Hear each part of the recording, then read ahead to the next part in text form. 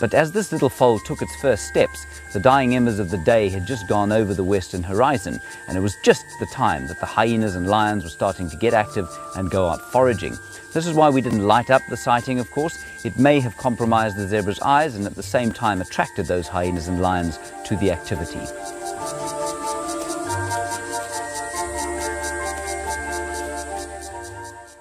My name is Lauren and I'm currently working in Djuma Private Game Reserve here in South Africa. I love answering your questions during the live safaris. It's my favorite part. It feels like you're on the vehicle with me and I'm able to teach you exactly what you want to know. If you want to ask a question on WildEarth, then you need to register on our website. Once registered, you must go to the live safari page and ask your question below the live feed. The croc is still holding another one there. It's holding from the hindquarters. I would really want. The wildebeest cross is trying. The croc is holding the tail. It's holding tight. Oh no. Goodness me. Lucky, lucky wildebeest. You have another day to live. Expect the unexpected here on WildEarth daily.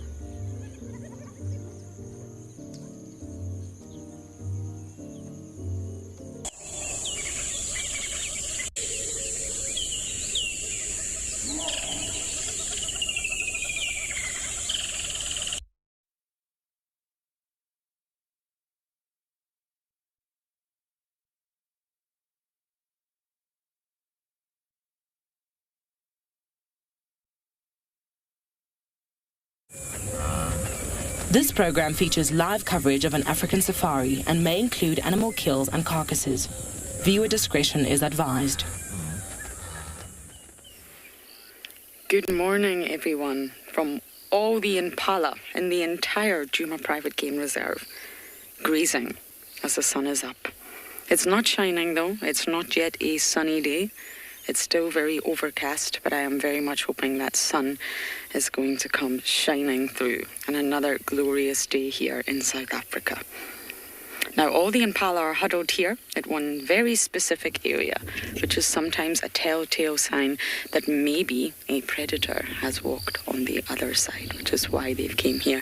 But who knows, and that's what we're here to investigate, to see what we can find this morning. Now, my first port of call will be the hyena den, but I am sure we will find lots of interesting things. And hopefully Deirdre in Tswalu will show you many wonderful things down there, and Dan at Ngala. So everyone, get ready. It's that time of day for your live safari through the African bush.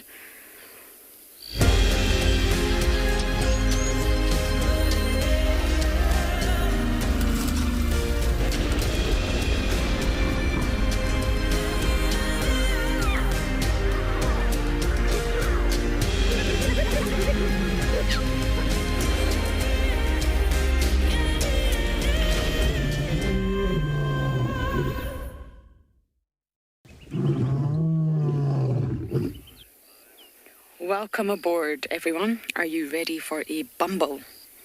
This Impala is ready. Look at her. Isn't she absolutely beautiful? Who is not beautiful is myself this morning, so you are only going to get to see half of my face. The other half of my face is swollen. Hello. My name is Lauren. I do have Davy on camera today. And yes, evil wisdom teeth. They are not fun. Why do we have them? Who knows why we have them? I don't believe we need them anymore. So those humans who don't have any, you are very lucky, and I am extremely jealous of you all right now. But, of course, let's get back to the basics. It is indeed 21 degrees Celsius and 69 degrees Fahrenheit, so it's very, very pleasant, and I don't believe we're in store for too much rain, so fingers crossed. I would like a dry bumble today. And it's really important that you talk to us. We need all your wonderful questions, all those difficult questions that make us think. And you can do this by using the hashtag WildEarth on Twitter, or you can use @FC on the YouTube chat, or you can head over to the WildEarth website, register, go to the live safari page and ask your questions there. Now, if you're under 18, kids, please do email us. We love, love, love your questions. They are normally the most difficult to answer, and the email address is kidsquestions@wildearth.tv. I think the Impala has a question.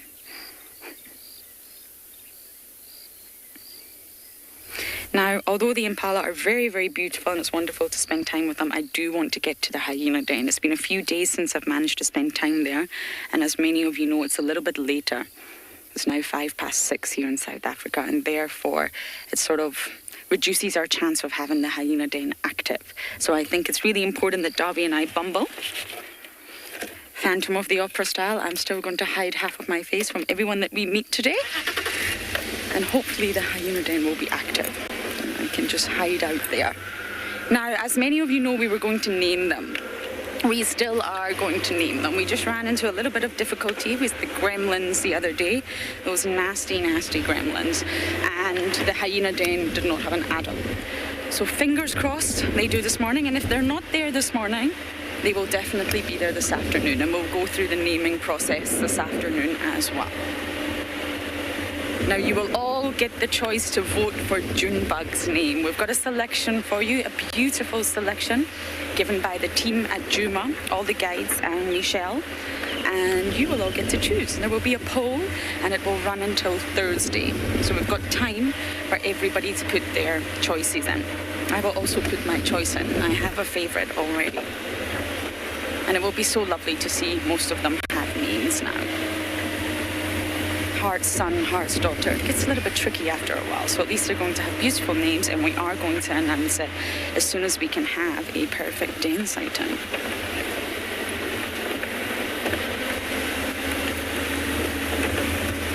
But because it's not too hot, I'm anticipating that maybe, just maybe, it will be active.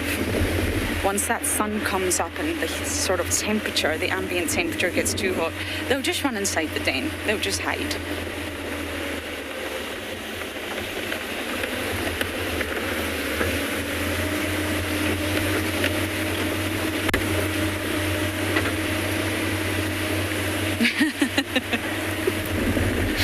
Many of you are telling stories about your wisdom teeth. Oh, I'd love to hear them. And you're telling me to hang in there. I still look fine. I don't feel fine, but you know, Gavi tells me I look fine, but I think he's just being nice. So yes, I'm on antibiotics, so all is okay. But wisdom teeth is actually a very interesting thing to study as to why we had them and why we no longer need them, but yet genetically we're still wired. And I only ever had 3, so not all 4 come in for everybody. And that's because evolution, a very long process of evolution, is weeding out the wisdom teeth. Evolution is not perfect. You will find things in the animal kingdom and the human body we don't need anymore. Our lifestyle's changed, but yet we still have them. And evil wisdom teeth are one of those things. They are not fun. But at least the left side of my face is looking jolly good. And not swollen.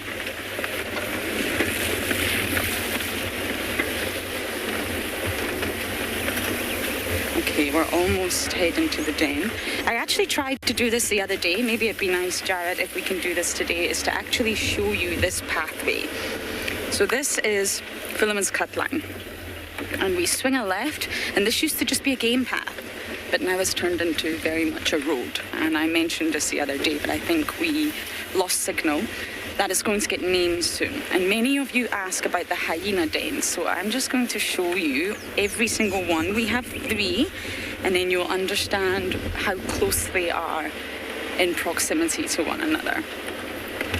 So first was obviously den number 1, and this was the den that I first spent time at with Corky as the matriarch, and Plonk, and Sutu, and Swana, and all the cubs. Now it's a very, very small den, and it's completely overgrown now. But we're about to arrive at that one first, and they definitely haven't used it since. Since Corks was the matriarch, they've just abandoned den number 1. Okay, Javi, are you ready? It doesn't actually look like anything now. All those sort of trees grown together, that's a termite mound underneath there, and that is den number 1. But it's definitely not in use anymore. And then den number 2 is just around the corner, and you'll see how close it is. And this one is my favourite, but they're not using that one either. They did for a while. This was Ribbon's natal, well, her natal den for Ngwazi and Shimbulu. So you literally just turn the corner, and then you come to den number 2. Which makes life very, very easy for us. Thank you, Djuma clan. And this is a very, very active area, very productive. Lots of our characters and different species use this game path, which is definitely not a road. Den number 2 is right in front of us. So we've maybe moved, how many meters, Toby? 100. There we go, 100 meters. And we arrive at den number 2, because many of you ask me this. And then we just take the slip road. There we go, there's den number 2 from the other side. And again, extremely overgrown, not in use right now. But this is where Ngwazi and Shimbulu were born in March last year. And it's the largest of all the mounds, and I just think it's fantastic. If I was a hyena, which I wish sometimes I was, that would be my job. And then, just slowly up ahead, we pass den number 2. We come to den number 3. Which seems to be their favourite. And let's just hope it's active. Now, you know we don't stay there if there's any adults, but we are allowed to do a quick check, scan the area, see who's around, and then, of course, if there's no adults, we just leave.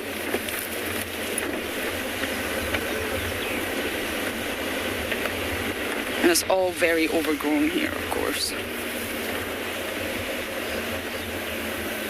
Oh, I see somebody. Is it an adult? Is it a cub? I don't know.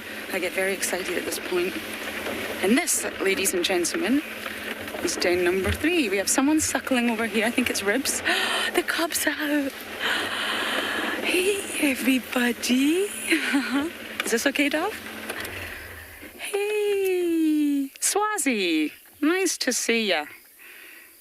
So we have Intima, her baba, and we have Swazi. Junebug, that's Junebug. Looking like a proper little hyena now. Hello. There's a cub, Dove. Oh, the cub's getting to meet Swazi. Now, this is definitely going to be entertaining. I am going, oh. Oh.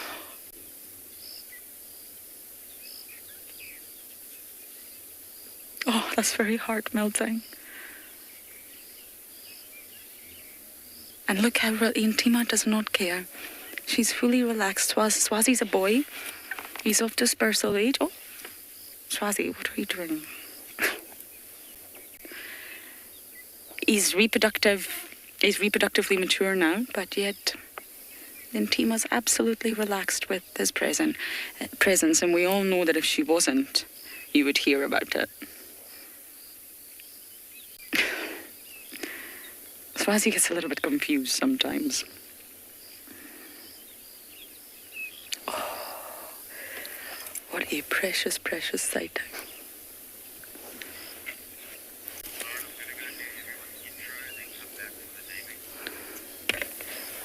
Okay, so of course, everyone, that means we can go through the naming, but maybe a little bit later on. We're going to sit tight here for now, but it means the hyenas will be given their names this morning.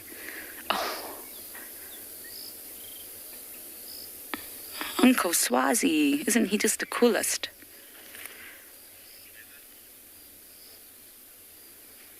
Okay, so I'm going to sit tight here and enjoy this precious moment, but let's take a look at the weather across all our locations.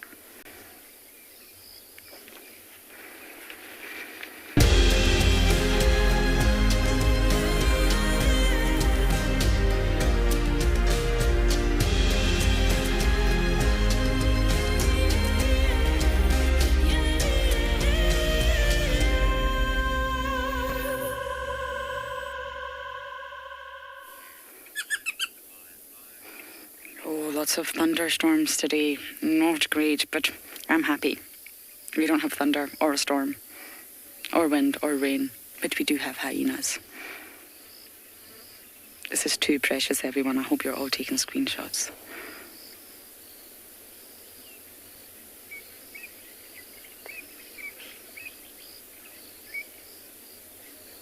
You know, Swazi was high-ranked, or he is high-ranked. His mother, Pretty, was second in charge. And therefore, he wasn't a low-ranking male. He always had status. Oh, and he just loves to be around clan members. He's a very social little bunny. He loves to be around humans, too. Hi, Swaz.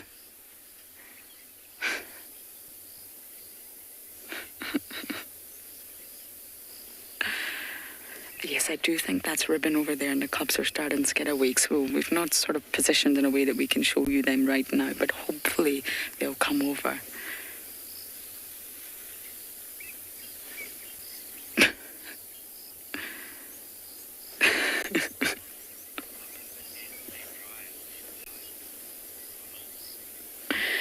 Ronald, you're asking, how does the den stay dry?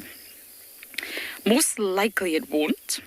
If it's really heavy rains, which we have suffered from a lot lately, the water will permeate through, and that's exactly how termite mounds built by the termites are designed. Although it looks very, very solid, it is solid, but it's very sort of porous, and that's to allow gas exchange. So it's very permeable for the gas, but that also means that water will trickle in.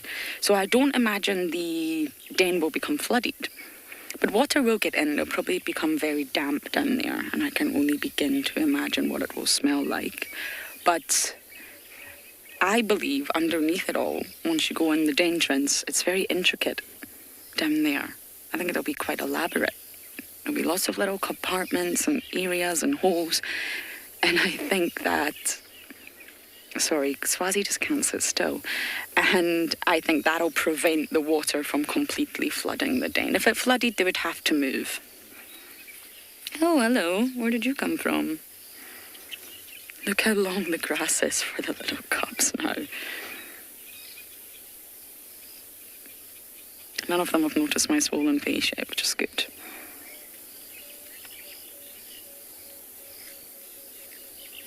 I still haven't seen Corks or Heart at the den.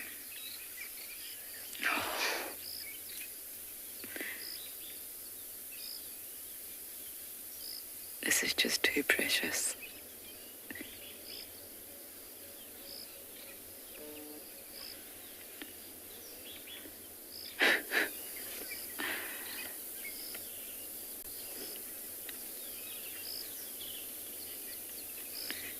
Okay, I'm going to sit tight here and enjoy this precious moment with the Djuma clan.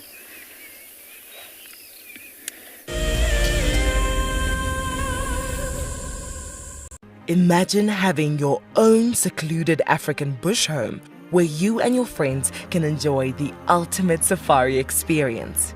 If you sign up to be a WildEarth explorer, this could become a reality. Tumbeta House is located in the heart of Djuma Private Game Reserve, the home of WildEarth. You could win a chance to stay at this intimate wilderness retreat, offering you the rare and highly sought-after privilege of your own home in the bush. The prize includes 3 nights for 6 people and includes daily game drives, a chance to see the WildEarth camp, and have dinner with one of our guides. Sign up to be a WildEarth explorer before the end of February 2021 and you could be heading to Djuma, the place that we call home. Available dates are limited, so terms and conditions apply. Converging game path will invariably lead you to a water source, but treat all water as suspect. One of my favorite ways of purifying water is to filter out the particulates. And by just filtering it through your sock, you can clear out most of those. You can put water into a snail shell and you can boil it over a fire or using a chemical like chlorine or colloidal silver. My name is Steve, and one of my favorite things at WildEarth is getting questions from you. The type of questions that I really like are those ones that really help us to unpack and understand and really integrate the ecological knowledge and fully appreciate the importance that animals such as these Cape buffalo bring to the ecosystem. If you want to ask a question on WildEarth, you're going to have to register on the website, but once registered, just head on over to the live safari page and enter your question under the live feed.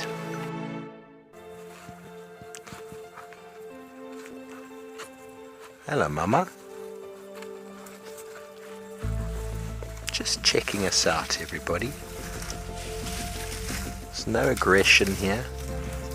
Very relaxed. A herd of elephants moving around your car like that. It's truly, truly magical. Tune into WildEarth every single day. It's in your nature.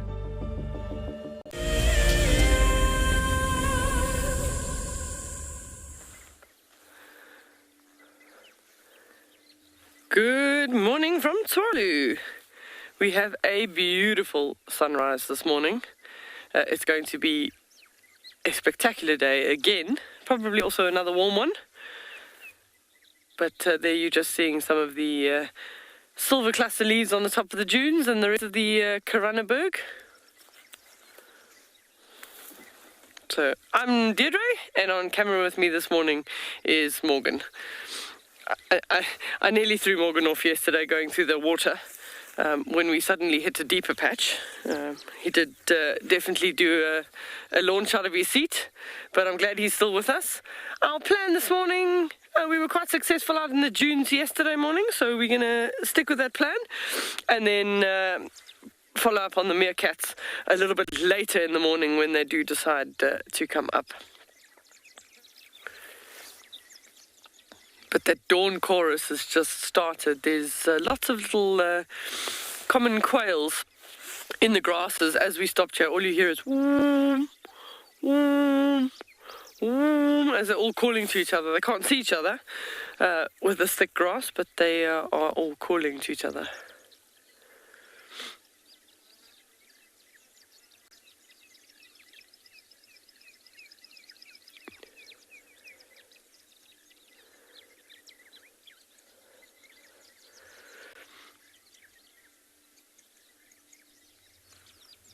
And I'm going to send my well wishes to Lauren. It's never nice to deal with puffy cheeks with wisdom teeth. Never a nice thing. And I hope you've all chosen a nice name for the little hyena.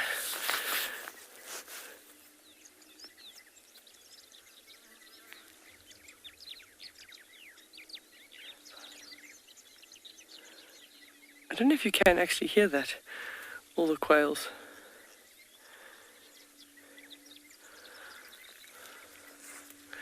I believe hyena naming is later today, so hopefully you've all got in your wishes as to what the names are going to be.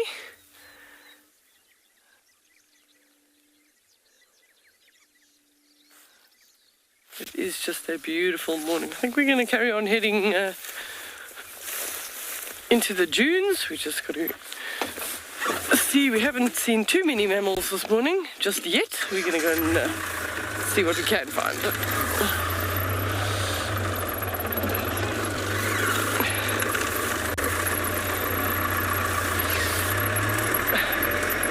Joyce's comment is, what a beautiful way to start the drive. I know, this is just, we never disappointed. There's such spectacular sunrises. Oh, where'd the road go?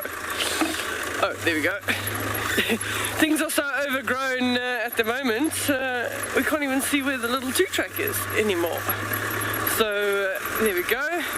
But it is absolute beautiful morning. It's definitely starting to feel like the beginnings of winter. We're wearing our jackets in the morning. It's got a little bit of a bite in the air, but certainly not the winter bite in the air. That's still coming.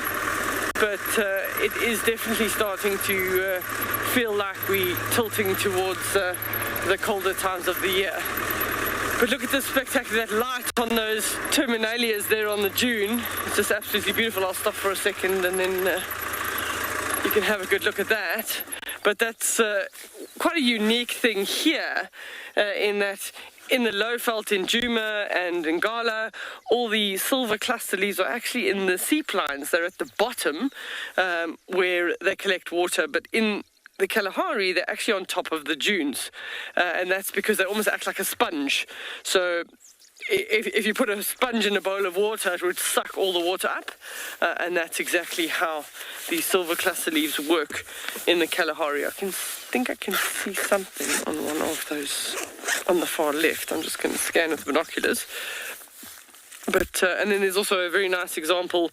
In the bottom left of your screen is a nice camel thorn. And if Morgan zooms in on that one, you can actually see the sheer abundance of seed pods.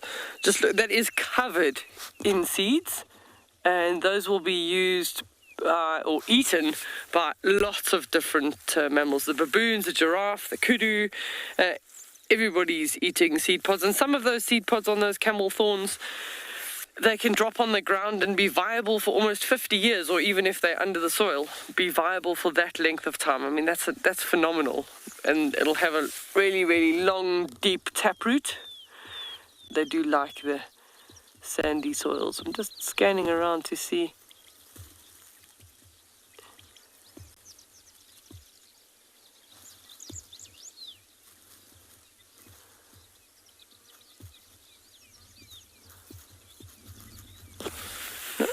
It's also a nice place sometimes for the tops of the dunes. Is also a nice place for the cheetah sometimes. It's always a good place to look out for them. But we'll go up and over. If we can continue to find our road, that's always a challenge, is finding the road.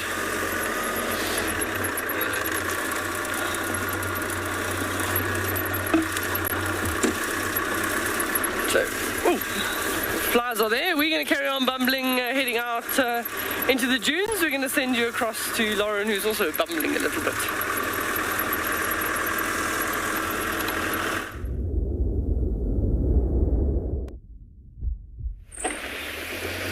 Sad news, everyone. There was a noise from somewhere nearby. I didn't hear it, of course. And all the hyenas just skedaddled. I don't know if that's a Scottish word or not, but it means they all just ran away. So, of course, we have to leave the den. It's a little bit sad. But we'll try again if it stays cool. And even if it's not cool, we'll definitely come back this afternoon. At least we got to see them in that lovely tender moment with Mr. Swazi. Now, I think Steve had a very lucky day yesterday, and we have more traverse, everyone. We don't have to go around quarantine. Masts are fixed and things are getting better. So that means we can explore a little bit further and see what else we can find. Now, this is Treehouse Dam. I don't know if you'll be able to see it, but I think it looks like a love heart. What do you think, Dov? I see what you mean. Do you? I don't think he does. This part over here Bottom, right? is the peak of the love heart, the top. Oh. Yeah, Darby didn't see it. And then it tapers down to the bottom of the love heart. Anyway, maybe it's just myself that sees that. But Treehouse Dam is one of the more sort of productive dams that we have, and the water is said to be the cleanest. So this is a good place to check, especially for elephants. Elephants are very, very fussy drinkers, and if the water's not clean enough for them, there's maybe too much sort of nutrients, microbes, bacteria, algae, then they'll dig. They'll use their trunk and their feet, and they'll dig for fresher water underground. But Treehouse is definitely one of the better water holes for elephants. Now, for your predators, there's just water everywhere. Puddles, pans, holes, even the vegetation is wet. What do we have up there? Do we have a bird up there? Or am I seeing things? Oh, look at that beauty. I think we have a tawny eagle. Is it a tawny? The size and coloration look to be tawny, but then when you see the feathers sticking up like that, it could suggest Wahlbergs. Raptors are not easy. I get asked a lot, can you help me identify this raptor? But you really, really got to be able to pick out those sort of key features. It doesn't look very impressed.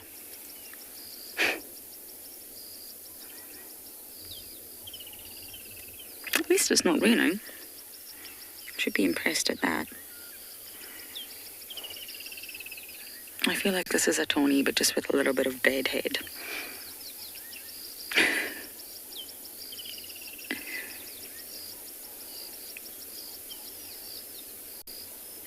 And tawny is probably the eagle that we see out here with the most diverse range of morphs, colour morphs. Yes, many of you are disappointed about the hyenas. I know, me too, trust me. But we maybe can do a loop back around. Sometimes something scared them. And of course, as soon as one runs, they all run. And it's possible that they could return. It was so lovely to see the littlest cub out like that. It's very brave now. It's gone past the entrance. It's discovered a whole new world.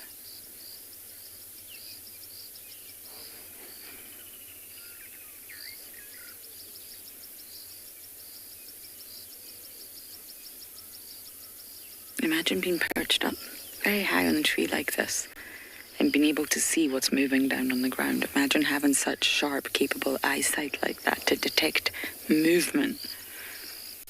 And that's how you hunt. You're not using your sense of smell. You're not using your hearing, really. You're using your eyesight.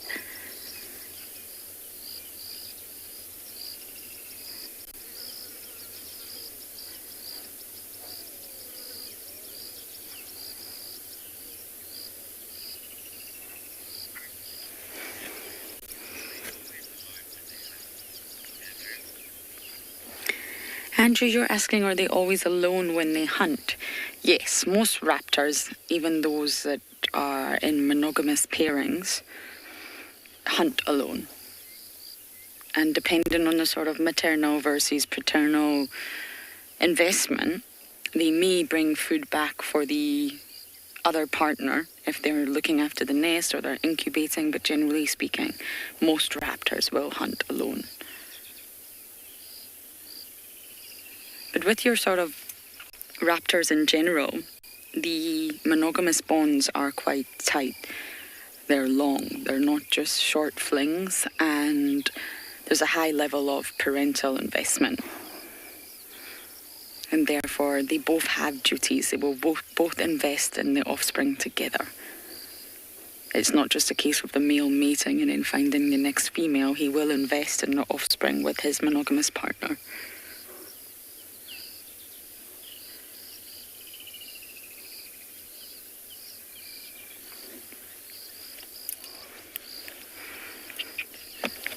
Okay, I think we're going to keep bumbling. There's so many roads that I haven't traversed on in so long. I want to go and discover. Also Chitwa, we haven't been able to traverse Chitwa, but I'm very much looking forward to heading down there and seeing what Chitwa looks like. Tandy had a kill on Chitwa a few days ago, so maybe we'll scratch around and we can see any signs of Tandy. And Marib's, her newly named son.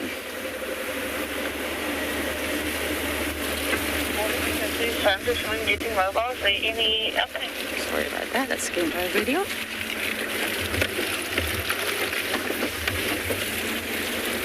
Okay, hold on, Darby, this road is not a pleasant one.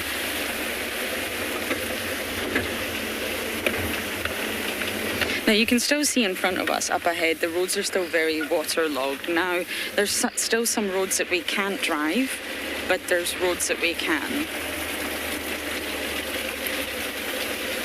And you can still see how absolutely green it is everywhere. It's still so thick and so lush. Pat, you're asking, are any of the birds of prey endangered in South Africa? Yes, some of them are. I think the worst case or the best example are the vultures. Now, many people don't like vultures. I actually think they're really cool. And you can loosely classify them as raptors, I guess, but of course they mostly eat carrion and they are quite related to storks. But vultures, in general, across the board, are endangered, and this is due to humans, of course. They are intentionally poisoned in a lot of areas to get rid of them. So people will put down a carcass or some form of food and poison that carcass, and therefore when the vultures eat it, they of course ingest the poison, and it's very, very sad. We need our vultures. They are the sort of ecosystem heroes that clean everything up that no one else wants to. They're the ones that get rid of all the nasty carcasses and carrion and potential pathogens that might spread and bacteria. That's why we don't drive around and there's not nasty carcasses everywhere. Imagine that. That would not be pleasant. So we need vultures, and I think that's one of the best examples of endangered. And you can use the IUCN-redlist.org tool, and you can type in any organism, the Latin name or the common name, and it will tell you how endangered it is. It will give you a distribution map. It will tell you the reasons why it's endangered, and it's a really fantastic tool. It's constantly been updated. It's maybe not always the most up-to-date, but it gives you an idea of how many animals across the board are facing some level of being endangered. This road is very waterlogged.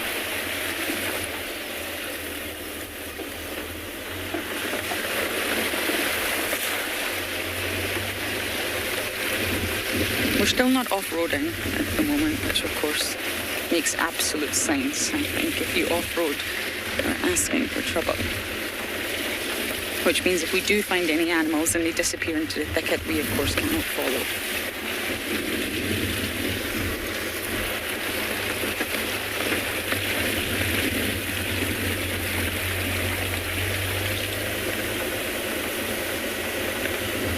Do you see that blue sky, Daffy? Isn't it glorious?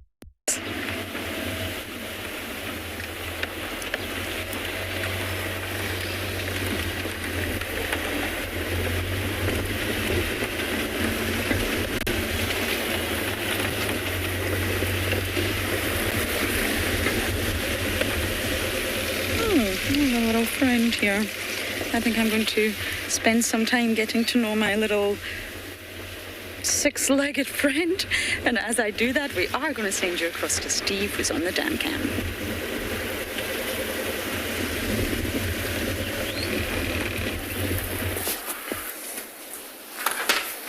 Good morning, and welcome to the Dam Cam this morning. And my name's Steve Holgebridge. Joined with us is this very grumpy old buffalo bull who is loving a little bit of a swim. Now, he was found this morning about 4:30 on the Dam Cam, just hiding in the bushes just behind there, between the water and the thickets. And now he's decided that he's going to put his body in the water because obviously it's warm, everybody. And when you're a big old buffalo bull, there's nothing like just sort of wallowing in the water. But it's quite interesting to actually see the injury on his mouth. We've been talking about it. We've seen him a couple of times.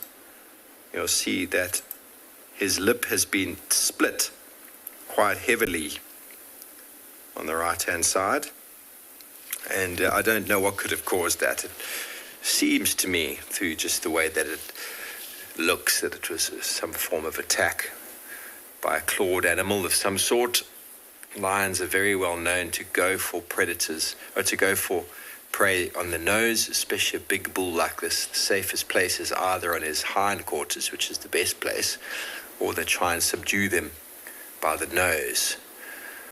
And we did discuss it the other day. On his other side, on his left shoulder, there's this huge gouge in the left shoulder. It almost looks like his own horn has penetrated into his skin there, almost as if he had something attached to his face. He tried to fling it off, and in the process gouged himself. That's what it looks like anyway, without having seen it ourselves. He's having a proper clean by the oxpecker.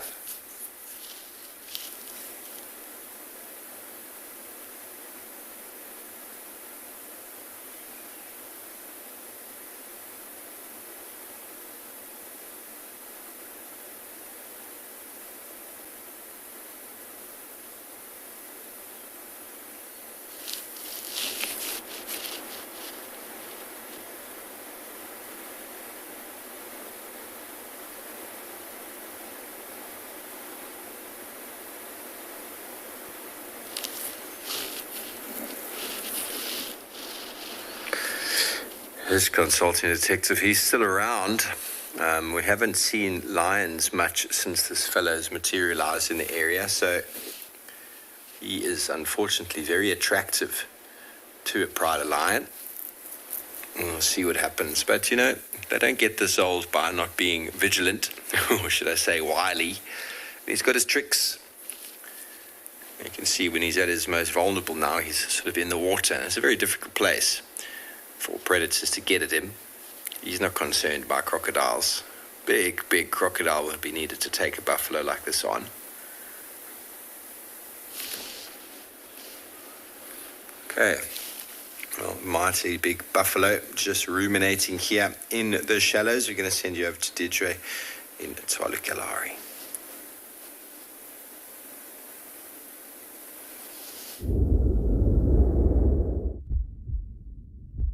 I would zoom out, eh? Welcome back. We've got a giraffe and, well, lots of giraffe. Wait for it. Here it comes. Just a little one. And there was another one as well. So there's a massive journey of giraffe. There's one going to come running across the road now. Just one more second. That's a nice big male. There we go. And they are probably all going to start running.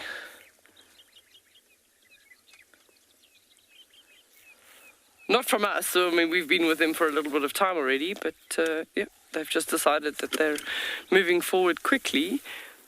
Just a really nice journey of giraffe mixed. There's males, there's females, there's youngsters here. I'm going to go forward. It's challenging. We're a little bit lower down than the giraffe at the moment, so we'll just see. Let me just try and get into this open area in the front here.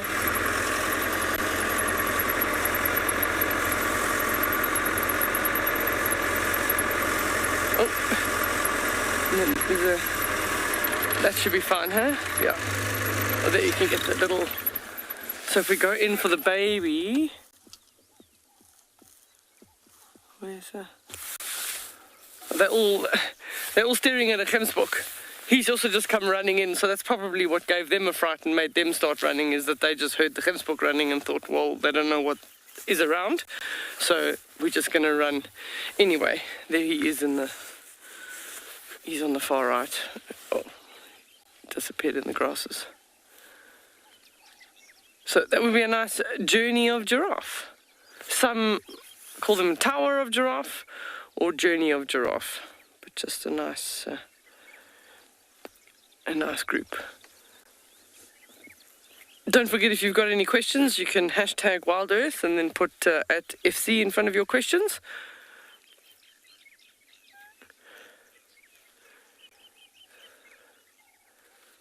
Dragonfly's comment is that they are so full of energy. Absolutely. This morning, it is a beautiful morning. And why not?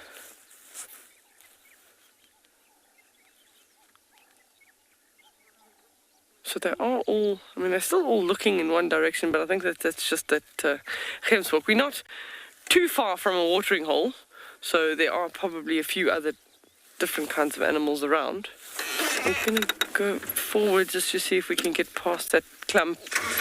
Just give me a second. We're going to probably have to look a little bit backwards, but I'm just trying to get a better view for the camera. Maybe there, Morgan, then we can see the little one. We can see the smaller one a bit better, and then you can see an adult male relative to a young giraffe is a huge size difference. So when a young giraffe is born, they're generally only about 1 meter in height. He's trying to smell. Mike is asking the question if giraffe family members have the same patterns. No, every giraffe has got its own sort of signature pattern, very similar to what we would have fingerprints. But across the different species of giraffe, their pattern does help you tell who's who. So the reticulated giraffe or the Maasai or the Kenyan giraffe, they're sort of what you would call spots, but they're almost patches, sometimes a lot closer together, and then the sort of lighter colors in between are much thinner. So you can differentiate the species based on sort of what their pattern looks like, but each individual giraffe does have its own pattern. He's really struggling to keep up. It's hard walking for a little giraffe when the grass is as high as he is. He's already got his horns and everything, so he's sort of 6-8 months already. He's not brand new. His horns are well seated and established.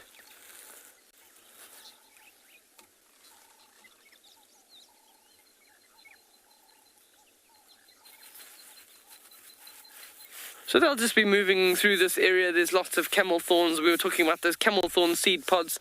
The giraffes absolutely love them. And they're doing a study at Tswalu, as far as I understand it, in how the viability of the camel thorn seed pods at the different levels.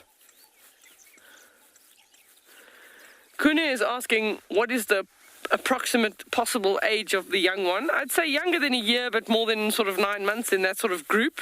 And that's based on the fact that the horns are already seated.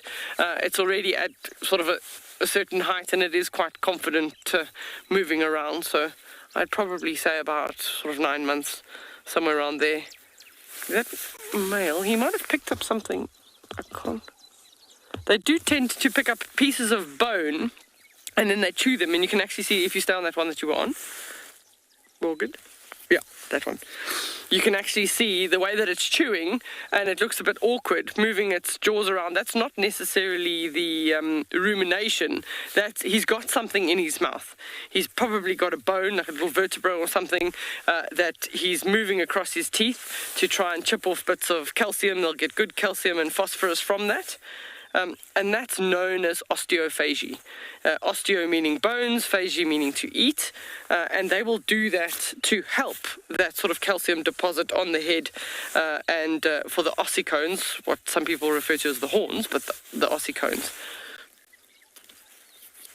And sometimes you'll actually see giraffe even sort of pick up a whole skeleton that they've got a rib cage and a vertebra dangling from their mouth. So they're not carnivores. They're just utilizing a source of minerals and nutrients from bones. His horns are very wide apart. He's almost like a gensbok. They're so wide. That's him about to walk out of shot. There's not. They've all moved on. They're a little bit too far. There isn't a road where they're going. So we'll carry on heading up towards the waterhole and see if there's anything else around that side.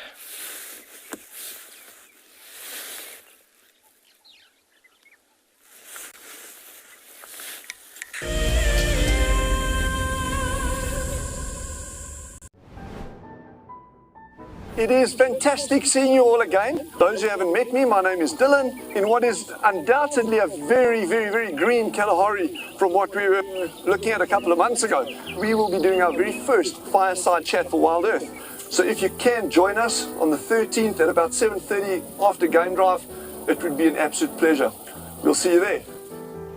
Sign up to become an explorer and join them by the fire straight after the sunset safari. Being a safari driver requires some serious multitasking ability. You've got to be able to talk, look at the road, steer, and occasionally get the vehicle into the right gear. Do not crash into any trees. Oh, that's a dozy. Just jump into the car and hope for the best, and you'll see where it takes you. No, I'm just kidding. I'm surprised they're moving as fast as that didn't go well. Who is the best driver? Well, me, of course, although some of the cam-ops might disagree.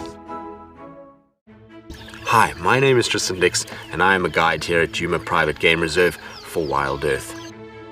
We love connecting you to the African bush, and we always look forward to all of your questions. If you want to ask a question on WildEarth, you'll need to register on the website. Once registered, go to our live safari page and submit a question below the live feed. Catch up with me on WildEarth. Something very, very interesting. I didn't plan this, but this is a scene rarely seen. This is what we call a journey of giraffe. So beautiful.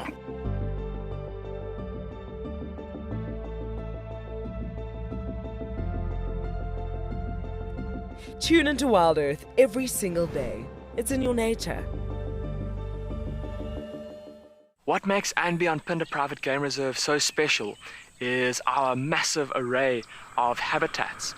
And with that comes, of course, a beautiful diversity of landscapes, but also an incredible biodiversity in terms of plants, bird life and animal life, as well as, of course, our conservation success stories with cheetah, with rhinos, now with pangolins too. Catch up with the guides daily here on WildEarth.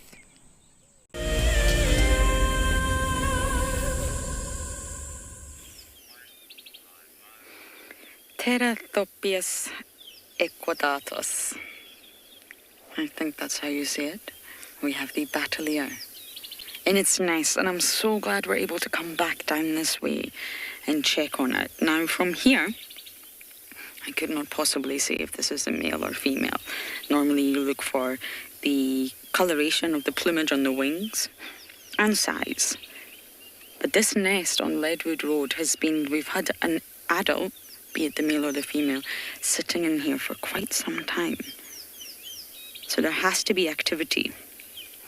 And I think it's been far too long for there not to be a chick. I'm just going to check the incubation period. But isn't that lovely? Battaliers are not true eagles, of course. But they're still a raptor, and they're still incredible. But I don't think the incubation period could be that long. It's been a while now that we've had an adult sitting on this exact nest. And the nests are mainly built by the males. The male does all the hard work, and it can take up to 6 weeks. But they can reuse the nest time and time again. But it's normally they give it a 3 to 5 year period, and then they ditch that nest, and it's time to start again. Well, the incubation period is 55 days. and the nest, or the eggs, sorry, are incubated by both sexes. But it's only really one egg that the battalier will lay, and what that tells you immediately, now that you know they only lay one egg, that automatically tells you there's a very high level of parental care. Be it the male or the female, there's a lot of investment there, and that's why they only have one. I wish we could see inside this nest.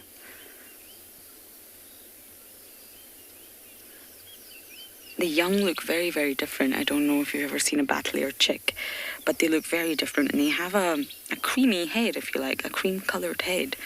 They look nothing like the adult.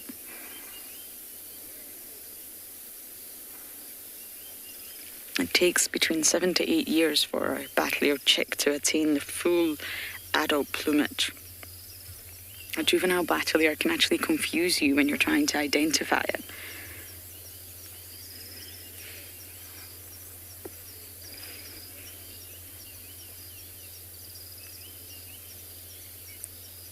So it says here that both sexes contribute equally to the brooding and feeding of the chick. The female may spend most of the time sitting on the nest, but the male will also do the same and pass prey to the female, and that's what I was touching on earlier. The males will hunt for themselves, of course. They need to keep their own energy levels up. They're endothermic. They fuel themselves through metabolism, and then, of course, they need to come and pass the prey to the female, so that she can keep her energy levels up, and then, of course, feed the chick.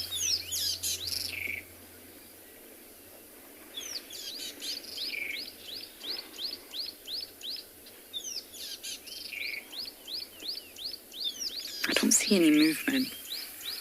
The reason our spotted eagle owl parents, we've been able to get so close to the chick every time, is because it's at eye level. But here, the nest is very, very high up, so it's very difficult to see if there's a chick or not.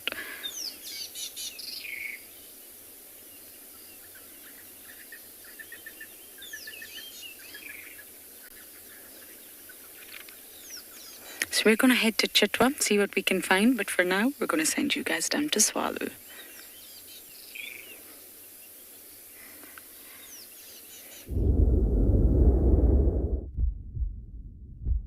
To those two then, when so we have a little bachelor group of Springbok here. We've managed to get to the waterhole, and yeah, they're just standing around, some of them lying around. They're just taking it easy this morning, but you can see their tails are fast at work. There's flies and lots of insects and some louse flies. There's yeah, two down there having a real good siesta. There is, because of having an abundance of food at the moment, they can actually afford to have a good rest time. If they've been eating and they've done really, really well, then lying down in the open areas and possibly regurgitating their food and going through that rumination process, it does allow them to... he's scratching himself with his horns. It does allow them to process the food better while they look out for predators. It is quite handy when you've got long horns like that, but sometimes they can be a little bit cumbersome, but he seems to be managing to use them for what he needs, which is a nice good back scratch. Oh, you can almost see him going, ah, that's good.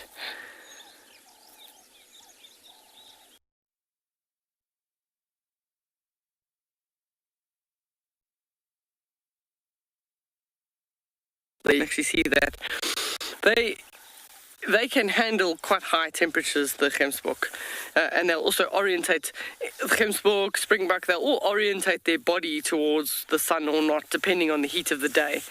They'll expose the lesser amount of surface area to the sun if need be, but sometimes you've also got to balance it, because if you're in an area that you have extreme summers and extreme winters, you don't want to be too much of one color and too little of another, and then you can't manage to thermoregulate very well. So that colour for them works quite well. It does reflect the heat, but then if they do want to warm up, for example, then they'll put that darker area facing the sun, and it would then absorb heat. And then those beautiful sort of black and white markings on the face, just enhancing their facial features. But also the white stripe will reflect the glare. So the other way around actually. So the black stripe will reflect the glare. Oh, he's having a good scratch.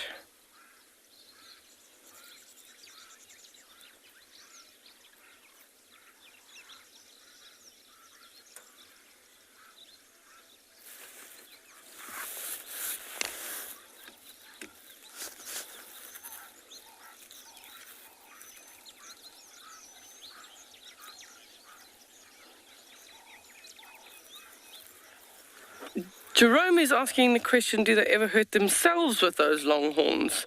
I don't think so. I mean, they've got control of them. You could see quite clearly how he was controlling how he was using them. So I haven't seen Springbok injure themselves, but they can certainly injure each other if they're in a fight with those horns. But when two males come together to fight, it's quite an elaborate. They try and avoid actually making contact as much as possible.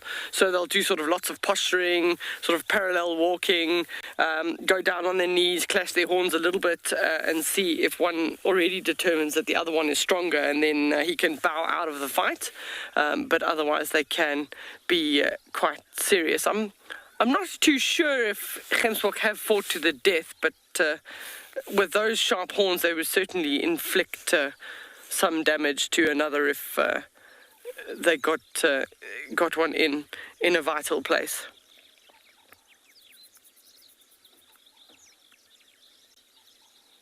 They're all starting to lie down, so they've definitely... He's chosen a nice shady spot, that one.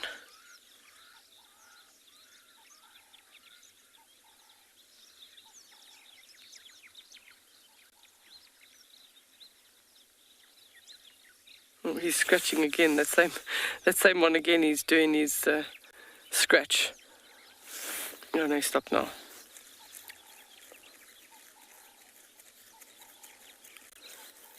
Daniel's question is, do female oryx have horns? And the answer is yes. And very often longer than a male. The males tend to have slightly shorter horns that sort of make a bit more of a wider Y, as it were. And then the females tend to have longer, thinner horns, but both male and female. And that's because the females can then protect calves from predators.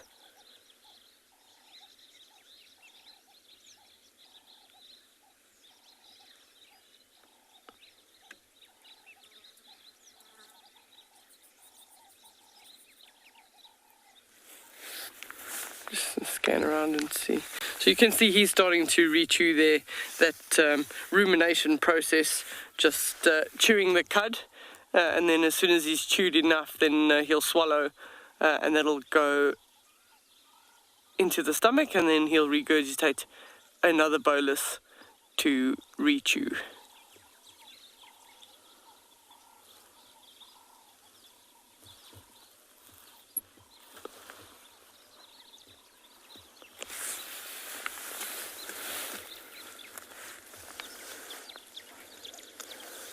I can hear a wildebeest calling. There were some springbok around earlier, but they're hiding at the moment.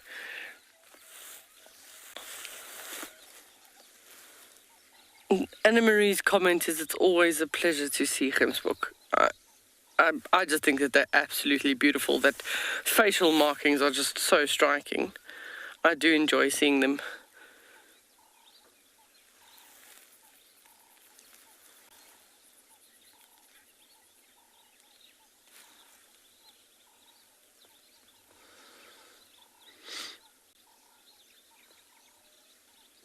I wonder if we did have some springbok, so we're going to head towards them, and then hopefully I don't disturb them. There were some springbok just on this side, so we'll see if we go round towards the waterhole. I'll just go nice and slowly. I don't want to disturb them, but it is the way the road goes. They're all looking at me now.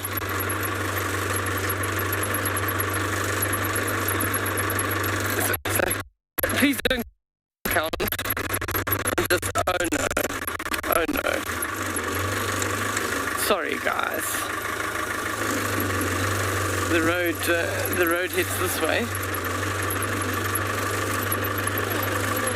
They're moving off a little bit, but I know that the Springbok are just around the corner here, so we'll try and see if we can get you the Springbok. The waterhole just in front of us here hasn't moved too much.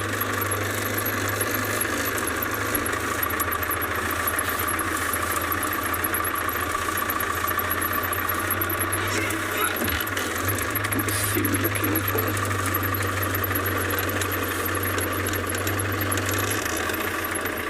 Maybe the Namaqua doves, yeah?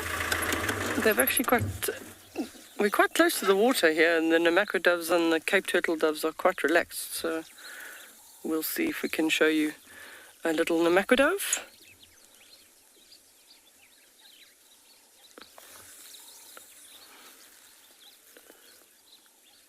Very, very pretty. The male Namaqua dove there with his little red beak and red feet with a beautiful sort of black bib. A very nice reflection.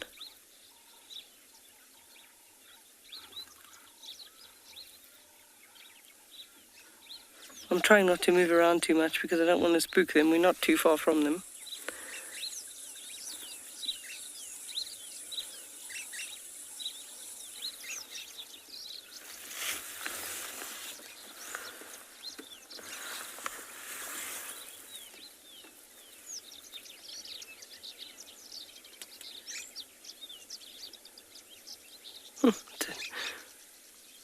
Got to find the right spot.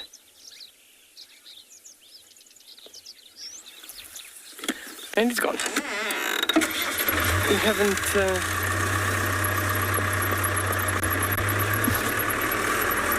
I was going to say the challenge is finding the road, but I found it. We'll carry on and see if we can find you the Springbok. We're going to send you across to Lauren at Djuma.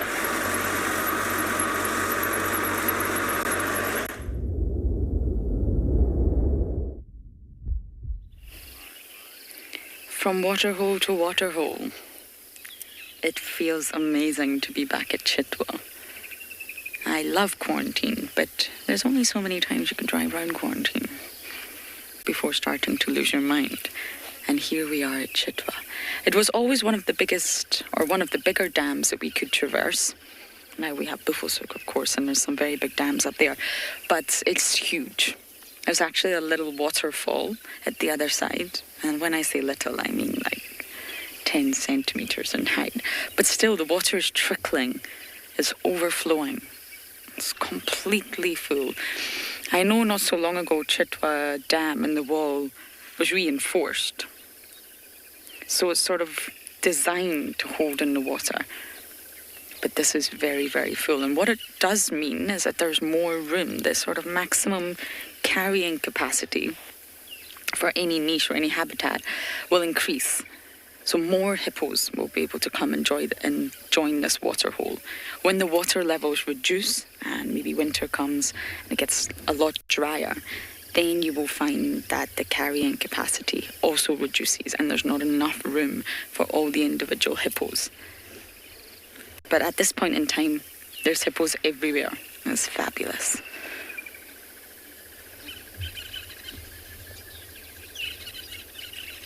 Let's just listen to the sounds of Chitwa Dam for a moment or two.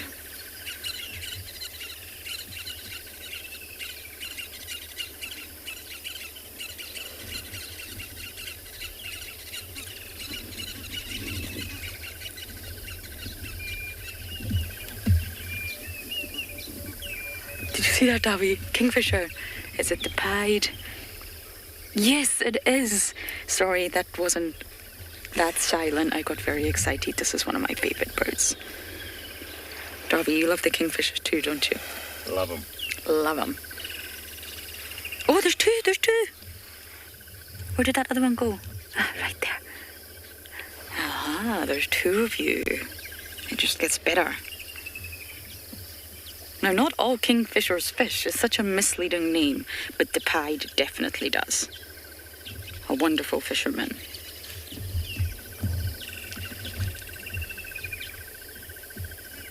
And off he goes.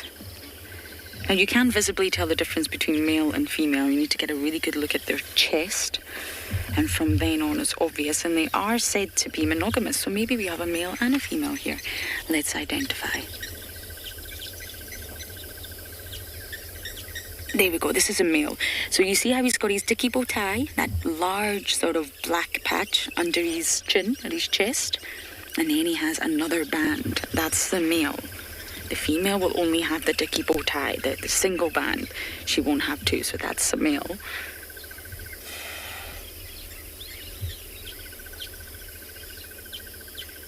Mish actually found a pygmy kingfisher the other day. I would love to get one of them live for you all. I have seen one here, but sadly it wasn't alive. It's my mission to get a pygmy on camera.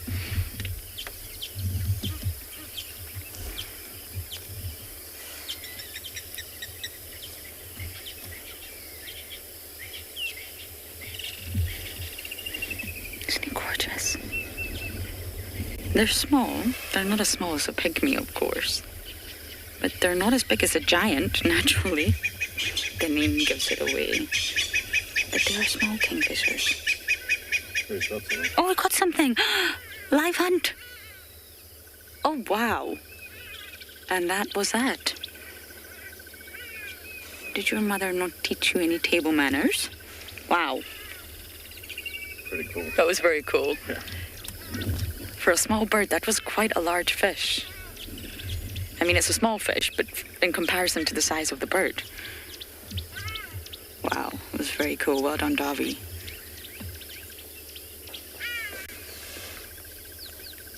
And that's exactly why they're here at Chitwa Dam. They're fishing.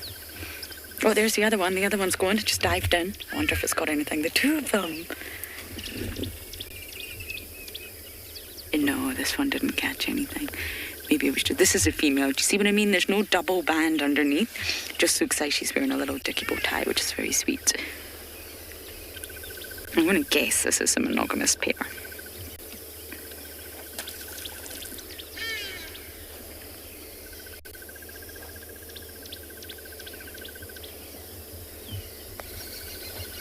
They're known to be the hoverers. I don't know if that's a word, but I'm going to use it. The hoverers of the kingfishers. They don't hover like a hummingbird, but they do hover in a sense. So they're able to sort of stay in one position almost, right above a water hole, and that's how they can accurately dive in with their long beak and catch fish. Well done, Davi. They are not making this easy for you.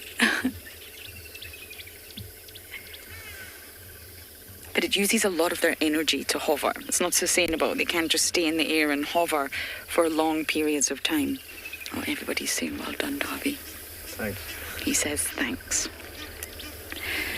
So it takes a lot of energy. So they need to obviously sustain their energy. They need to eat, fuel their metabolism, and not hover for too long. It's really not sustainable. It's very energetically costly for them.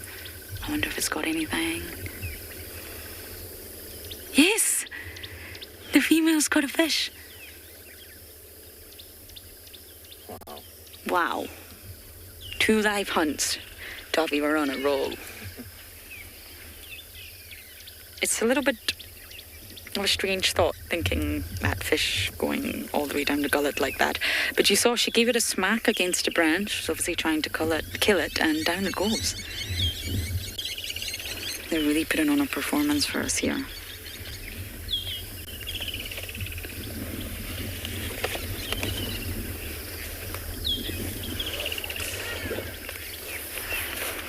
Flat cat. I love that name because it's very apt for our cats.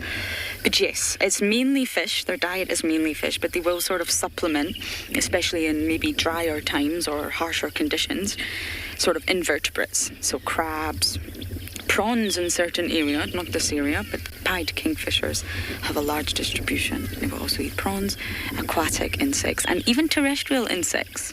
You won't just find them at water bodies, but because their diet mainly consists of fish, of course, they need to be around a water body for that. We don't tend to find walking fish too much around here at Djuma. But yes, they will supplement their diet with insects as well. And of course, insects really across the board are just a fantastic supplement to any diet. They're so rich in protein. And because if you're a aerial hunter like this kingfisher, you're on land. Think of us, okay, when humans go into the water and we try to open our eyes. One, it's not a very pleasant feeling, and you really can't see. You need goggles or a mask. And some of us even need prescription masks, which you can get now. So kingfishers are aerial, they're terrestrial. And therefore their eyes have to be specialized for going in the water. They have to be able to correct refraction, basically, so that they can determine the exact position of the fish underwater. I mean, it's all good and well diving in with that large beak of yours, but then if you open your eyes and you can't see anything, it's not really going to work. You're not going to be successful. So they have very specialized eyes that immediately adapt to correcting for refraction, so that they can see the fish underwater and they can determine its exact location and snatch it up. But they're also able to make sort of last minute adjustments, because as soon as the beak enters into the water, it's going to create a rippling effect and changes in pressure that's going to be detected by the fish. And therefore the fish will immediately know danger is present and swim away. So the kingfisher has to be fast. And they also have a really special membrane. Crocodiles also have this. It's called the nictitating membrane, and it's basically a transparent eyelid. And they'll also close that when underwater to help with the vision. Any species that has a sort of life cycle of water and land has to have specialized adaptations to allow it to survive in both. What an incredible sighting that was. I think we're going to sit and enjoy these kingfishers a little bit longer.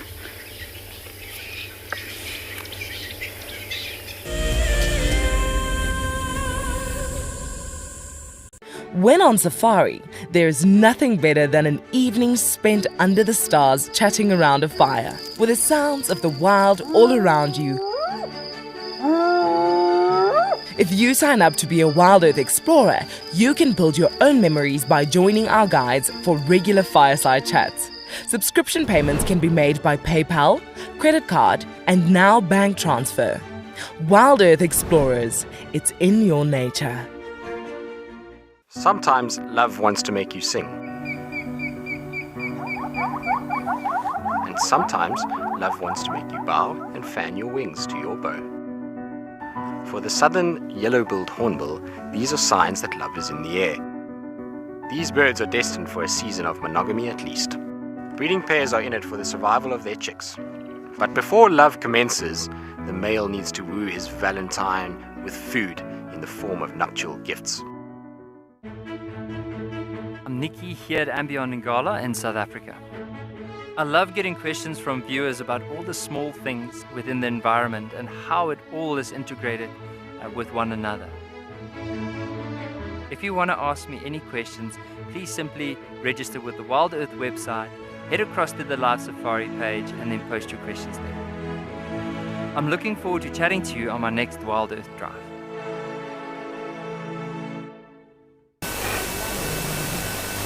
This is a battle of two great carnivores of the African wilderness. Whew. Whoa! You don't want to be under those jaws. Definitely, this round goes to the lion. Look at that. Fantastic. Expect the unexpected here on WildEarth daily. Hi, I'm Kyle, and I come to you live every day here from Tswalu Kalahari in South Africa. my favorite bird has to be the social weaver. The enormous nest that they create, their survival tactics to inhabit these harsh and unforgiving environments, and as well as their complex social arrangements, is truly remarkable. And the interconnectedness with the ecosystem shows us that we are too. Catch up with the guides daily here on WildEarth.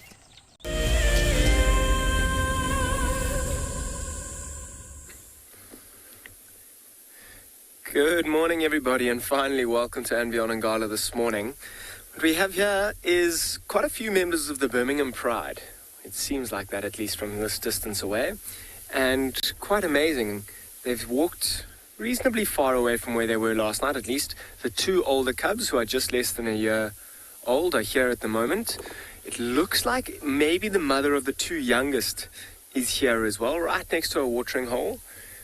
And there are a few other members as well. When we first got here, I can't see from now, but it looked like there might have even been a Ross male, one of the males that are in charge, hanging around over here. Can't be too sure for now. It's lying in the long grass. But good morning, everybody. I'm Daniel Fisher, and on camera this morning we got Odie. So what we did initially is we were having a bit of signal trouble this morning, so we kind of went to the den site and hung around there for some time. There was quite a few vultures and things around, and I kind of hung around there. There was still that strong, quite nasty smell hanging around there, so I reckon maybe a hyena or something had come in last night and kind of taken the carcass away, which would have got the vulture's attention.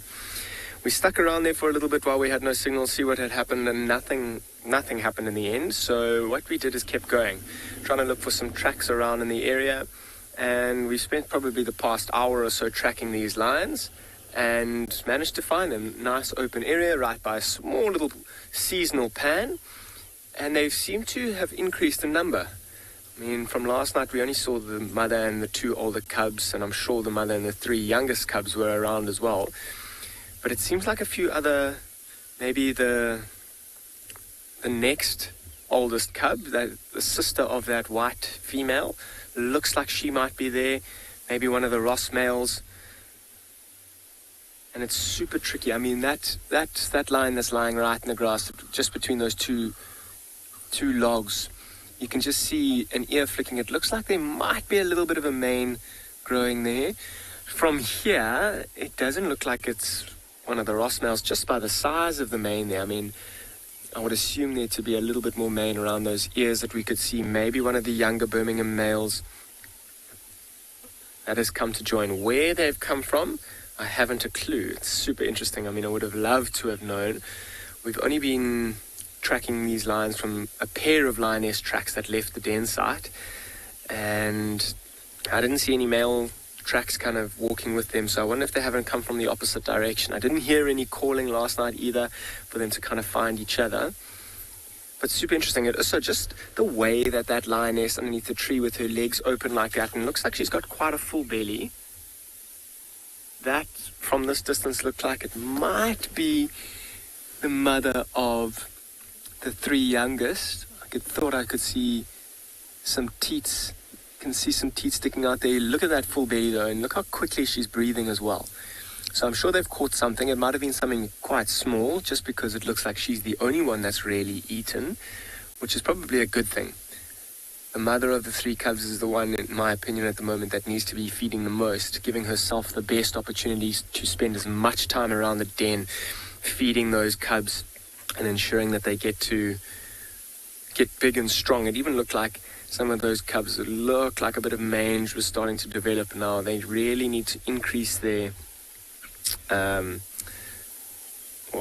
eat lots and ensure that they're nice and strong to try and fight off that mange, which is a mite, which is a skin which attacks like the fur and can actually be quite deadly to lions, particularly if their condition drops. So this mother needs to ensure that she spends as much time around that den site, firstly protecting them from other predators and things that might be coming through, but also ensuring that they're feeding really well.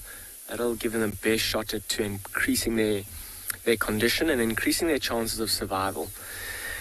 Interesting. I'd love to know where, if this is in fact her, where she's now stored her cubs. If she's left them at that den site, it might be a bit of a tricky situation, and it's not ideal, simply because there is quite a lot of vulture activity around there. And vulture activity will attract other predators. It attracted us. We spent about 20 minutes or so waiting for something to happen, waiting to see if a vulture might take us to a carcass that was around, but nothing in the end happened. I'm really hoping that her cubs are actually somewhere else, because if a hyena sees this lion rolling over, how full is that one's belly? Let's just quickly have a look. Not terribly full, huh? Looks like one of the younger lionesses. I wonder where the rest of these lions have come from, and if in fact one of the Rossnails is lying at the back there somewhere. Be super interesting. I mean, the past, let's say 15 days or so, we've had this incredible amount of rain, which has made following this pride's activity quite tricky. I have been seeing a couple of updates from Auburn Camp that they've been there once in a while. They very rarely go further east of there.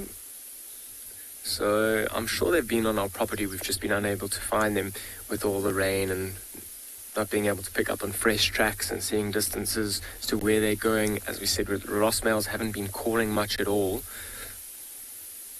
They're not far from the den. I'm sure maybe that female might end up going back there at some point today, if that is her with the very full belly. I would suspect so, with the fresh suckle marks on her teats. The two younger ones, just less than a year, are here as well, and I mean, they're at that age where they're going to be following quite frequently. The Birmingham Pride also hasn't been together for quite some time now, at least the last 15 days. We've been seeing them, the little that we've been seeing of them, they've been kind of scattered in these small little groups in and around this area, which is great, but they haven't got the protection of the rest of the pride, which is going to make their job quite difficult. Maybe the conditions have just meant that they are sticking around. Maybe these little groups that have been separated for some time now have actually been hunting quite successfully, and in that case they won't need to join up. They'll only really join up if they really need to. And remember, they're sitting at 21 lions, and they can't feed themselves on impalas and young wildebeest. They'll need to be making much bigger kills to feed 21 lions, particularly with the amount of young males that are in there. They've got incredibly big appetites, and particularly while those young males are hanging around with the females, they should be taking every advantage to get a free meal that they can. This is quite important to increasing their size. They are growing rapidly at their ages, around just less than 3 years old. They need to be eating really well and regularly. That'll increase their height, their weight. Their manes are also starting to develop quite quickly. So I think while they've got the opportunity of having females hunting quite regularly around them and easy food, they're also getting to the age where they're kind of pushing in to carcasses where they might be pushing females off to get to the good places. I'm going to quickly do a little loop around here, try and see if there aren't any other members that are hanging around. In the meantime, I'm going to send you to Steve on the dam cam.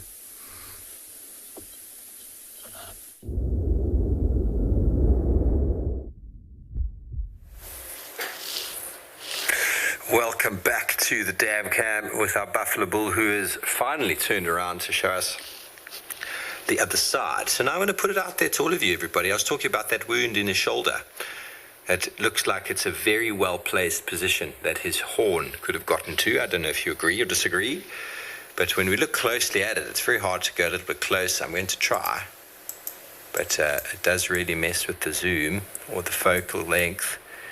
But can you see how almost if he'd ripped his head from left to right, that it's possible that that horn might have gouged himself in his own shoulder?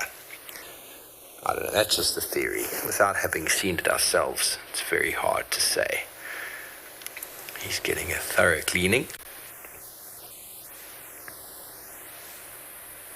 We saw him in Sydney's dam last week doing something quite similar, and I was almost certain at the time that maybe he'd been attacked by lions at the time, but it just seems that this is what he does. Stacey, inside the horn, underneath that external bit is definitely horn, which is attached to the skull, but it's actually made up. The horn itself is chitinous, so it actually grows with the body as the animal grows, where it breaks down and will get eaten and broken down eventually by horned burrow moths at the end of the life. So it's actually covering the bone itself. But inside, yes, there is bone. But outside is the actual sort of horn membrane, if you call it. And a very, very strong substance. You can see how discolored it is on top of his head. And that is from him smashing bushes and trees and scratching his head.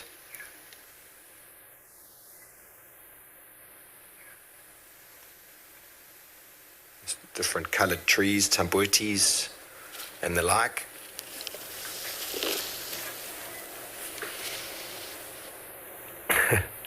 Jackson, I've seen them swim. I think most animals can swim from birth. Humans need to learn.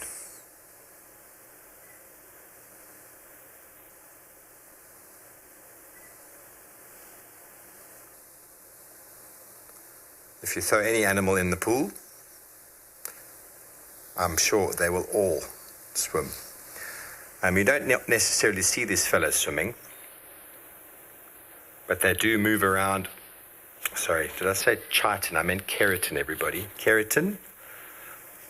And chitin is insects' body parts. So keratin is very much like our fingernails, very much like rhino horn, except it's growing all the time. So you don't really see buffaloes swimming, but you often see them wallowing in the mud like this. We saw one the other day. Oh, what have you seen? Something's got his attention. And now he starts to ruminate again. I mean, there was a story, I think, last year of about 200 or 300 buffalo that apparently ran into a dam and all drowned. I don't know how that happened. I don't know how they all died. They might have got stuck. But it was an interesting story. But most animals will be able to swim if you throw them in the water.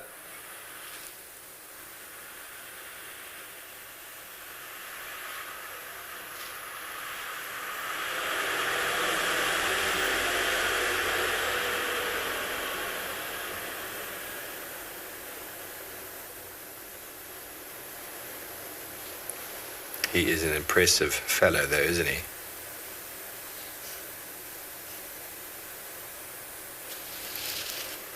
Okay, well, from a very large bovid, I'm going to send you over to Tswalu with a small antelope as well as a large one.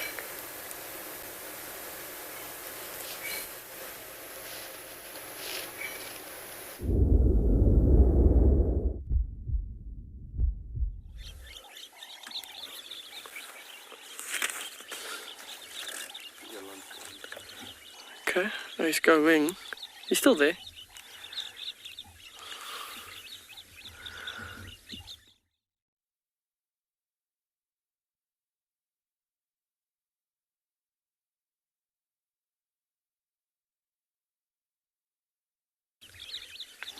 So there we finally found a group of Springbok.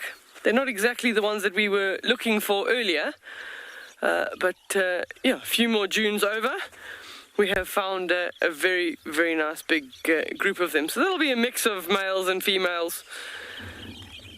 There you can see they're also just standing, also very busy tails, lots of insects and flies around that they're just wagging their tails. So with Springbok, sometimes in the early morning, we were talking about the giraffe having lots of energy. With Springbok, sometimes they also just decide to go on a random bounce around, where some of the youngsters in the group just want to advertise fitness and they start doing their pronking. Sometimes, especially after rain, if we've had some good rains, then the youngsters pronk. But all of them can pronk, so both male and female. And then they'll also, there's like a white pouch of hair on the back of their rump that they'll flare open to when they are doing their little pronking. So you see the coloration quite important there, lighter coloured on the underside, and that reflects the heat away from the vital organs. And help them to regulate their temperature. And Springbok, like the Gemsbok, will also orientate their bodies relative to the sun, depending on whether they want more of it or less of it, because they're often out in the open areas in the heat of the day.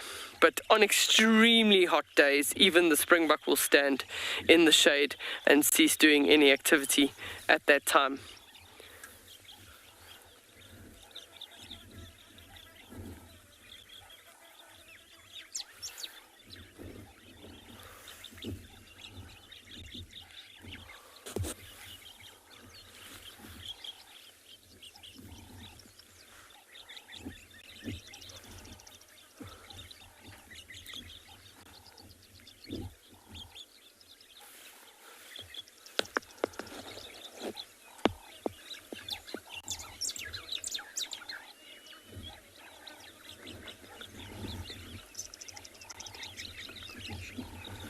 So everyone is saying that they look like they're in such good condition. They are indeed. Really good food available at the moment. And normally animals start losing condition towards the end of the winter season. So if they've done really well finding lots of food in the summer season and there's lots available, they build up a nice little fat layer, and that generally tends to help get them through winter. And come August and September, that's generally the time where you start seeing animals start losing condition, almost before the next rains, but towards sort of late winter. So August, September, sometimes if you have sudden rains and then sudden cold spells, those animals that just don't have enough on their body can actually be susceptible to pneumonia. So, and also especially in situations for springbok and impala, they often pregnant as well at that stage, so there's extra something else taking extra energy from them. So we do tend to find around September sometimes you'll have natural mortalities of some of these animals because they'll pick up pneumonia, the first sort of sudden storm, and then a sudden drop in temperature, and they struggle to sort of keep themselves warm in that time frame if they've lost all of that body fat that they had and that they utilized through the winter season.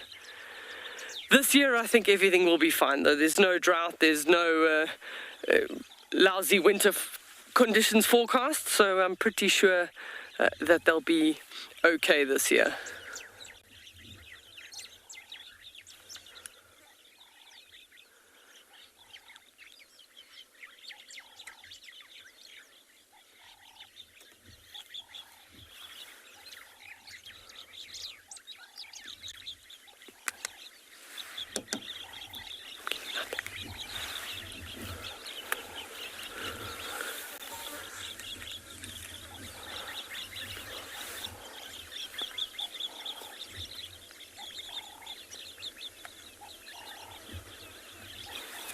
Let me move forward a little bit because they're going in behind that the one and only clump of camel thorn trees that's in front. So we will just move forward a little bit and see.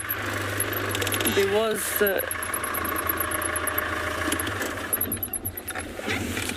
there's also, I'm just having a look, there's quite a few birds flying around in amongst the springbok. See what they are. I can hear lots of wattled starlings, which is not uncommon for them to be, as the springbok or any antelope is moving, they're disturbing the insects in the ground, and then the starlings are using that as an opportunity to feed.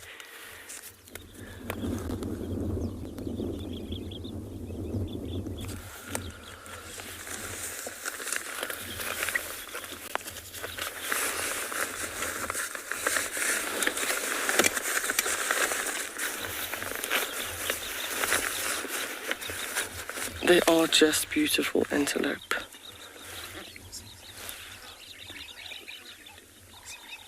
So the question came there, do they have a breeding season? So they do tend to try and carry a lamb through the winter season and then have the lamb in the early summer, so when there's enough food available. So they are, once a year, they do have a season that the impalas... sorry, the springbok.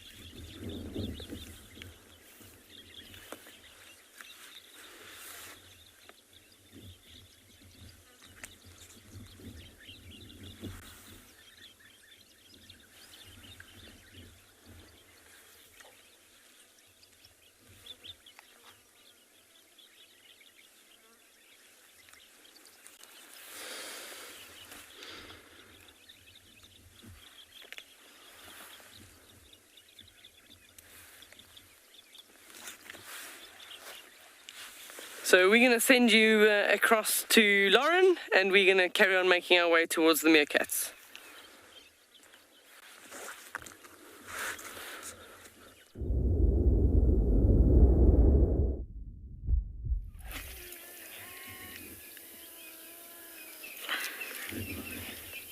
We have a breeding male knobbed-billed duck. He was actually doing some yoga. He just missed it. It was rather bizarre. He was doing a little bit of downward dog, and that's about the only pose I know. But absolutely magnificent ducks. The fleshy appendage can be called a knob, but for the sake of, well, just integrity here, we're going to call it a comb. But you can use either words.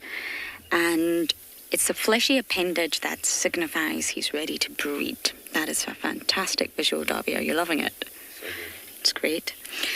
When the male is in his non-breeding stage, it's really, really not that large. You'll have a slight bump above his beak, but you won't have that enlarged, flattened comb.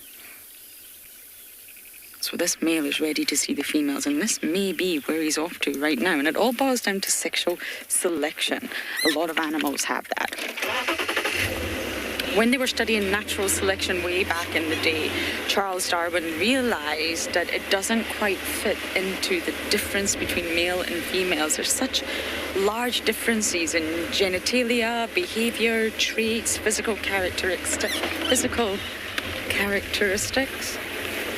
It's not so easy to talk today, and that's where sexual selection came about, that there are differences in male and females, and a lot of the behavior and the traits and the characteristics signal to the opposite sex that they're ready to mate.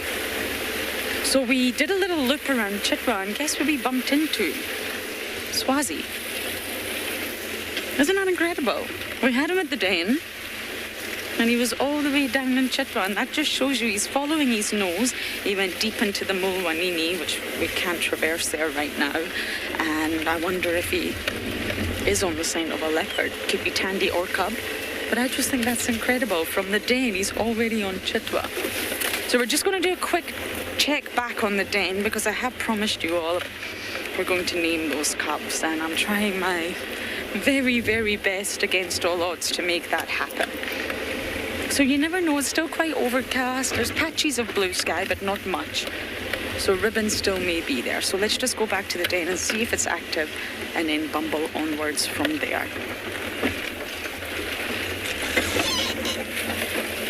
It's a hyena track for a moment there.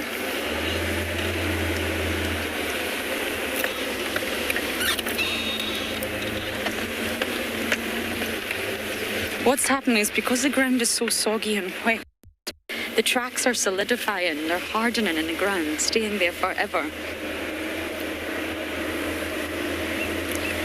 And you can see the prints. It doesn't mean you'll be able to know exactly how fresh they are. Did you catch that name, Darby? Was it Peanut Prince? Oh, Darby thinks it was Peanut Prince. I will wait for confirmation on that one. Peanut King. Peanut King? Yeah. Okay, not Peanut Prince. We're sorry about that. Although Peanut Prince is very cool if you want to change your name.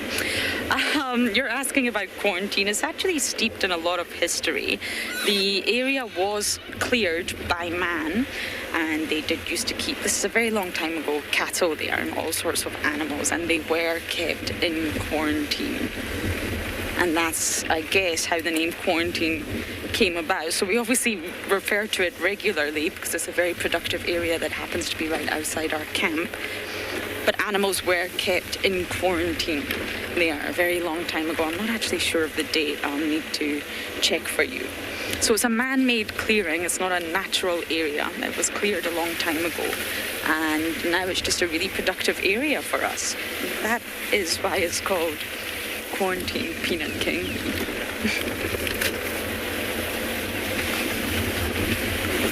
Okay, we're almost at the den. We've got a little bit of a roadblock. Okay, bear with me.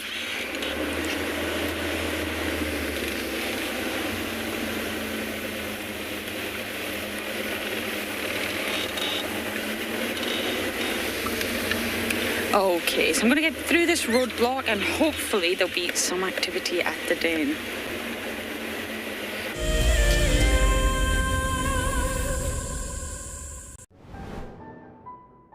It is fantastic seeing you all again. Those who haven't met me, my name is Dylan, in what is undoubtedly a very, very, very green Kalahari from what we were looking at a couple of months ago.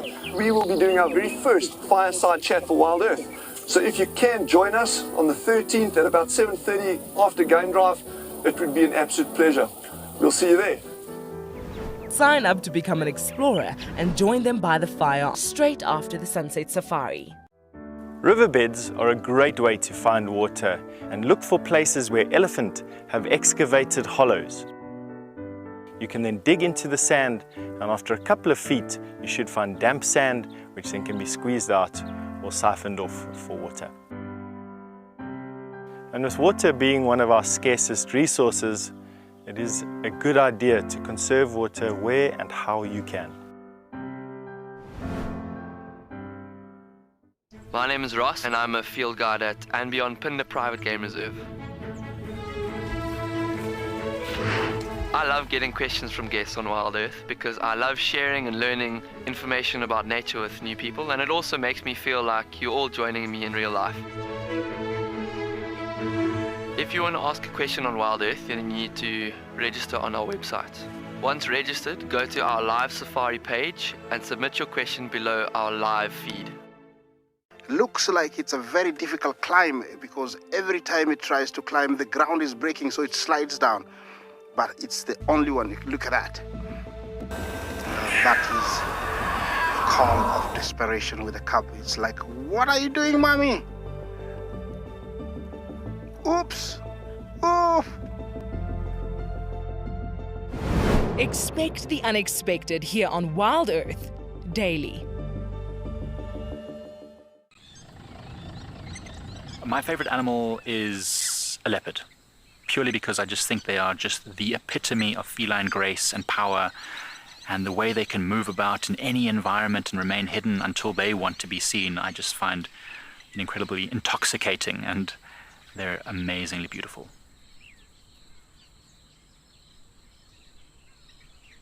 Catch up with the guides daily here on WildEarth.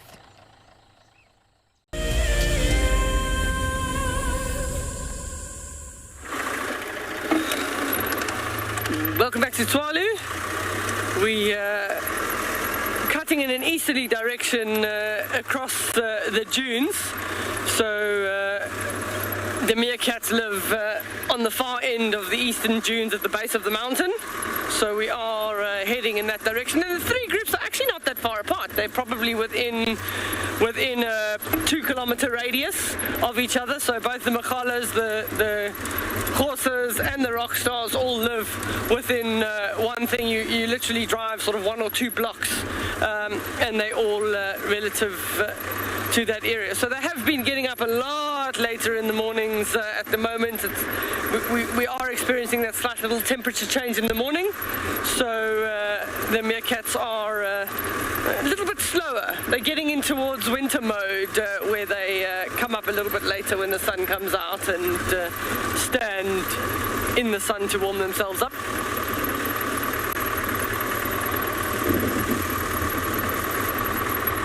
You can just see the sun shining so nice and beautifully on that sour grass.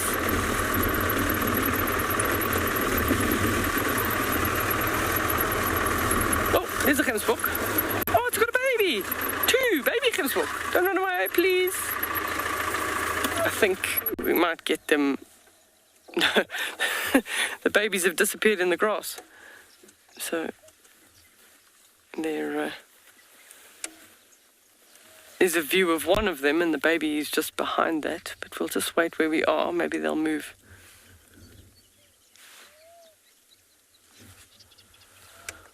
There were 2 youngsters there that probably also reasonable size horns, so probably about 8 months. Sort of last season's calves.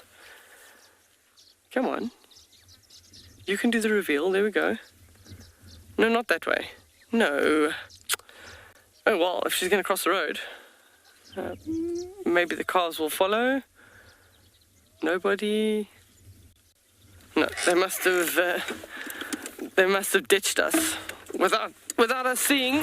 They've disappeared completely. But there was at least 3 or 4 adults there and 2 youngsters. Just go forward a bit more and see, maybe we can get another view.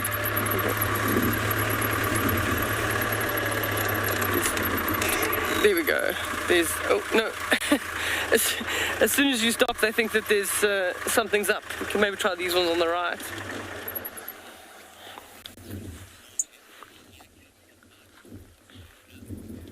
Lorna is asking the question, do we ever see meerkats at night?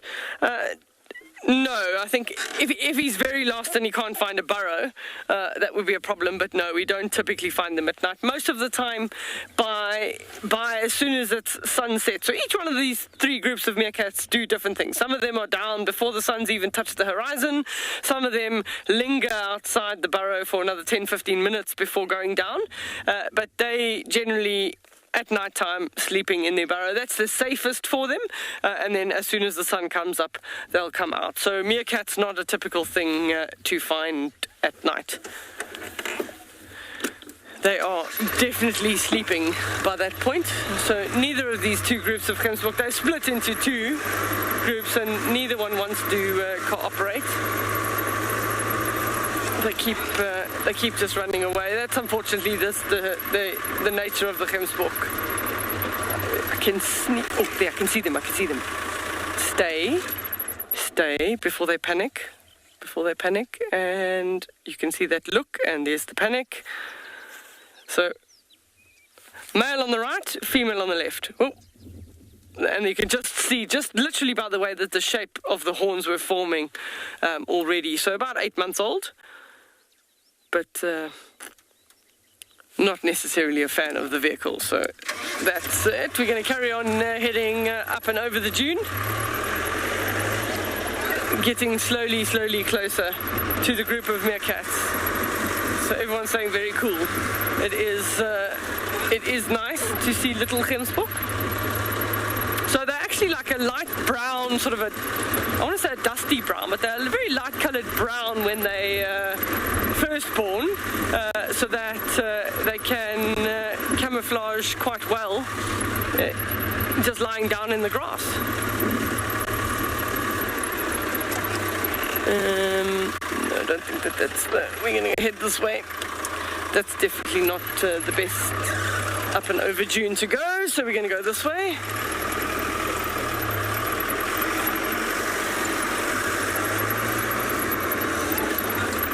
So you can see as we head out, there's less grass cover.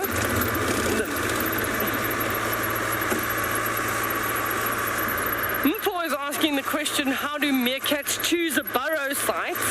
So initially, if they're going, what happens, the meerkats that we see regularly are established at a burrow system, but you'll have other animals within that decide that they want to go and be breeding animals as well. So you'll have sometimes breakaway males and breakaway females that disappear, and they will go and then find other areas. They might find bolt holes or old burrows that they've used before when they were with the original group, and then they establish from there. So they'll probably have seen those burrows before, but they also try and occupy burrows if they know where there's some ground squirrels, some other animals, and see if those are not being occupied by any other meerkats, and then they take over that burrow system and will breed from there and form almost like a little new meerkat group.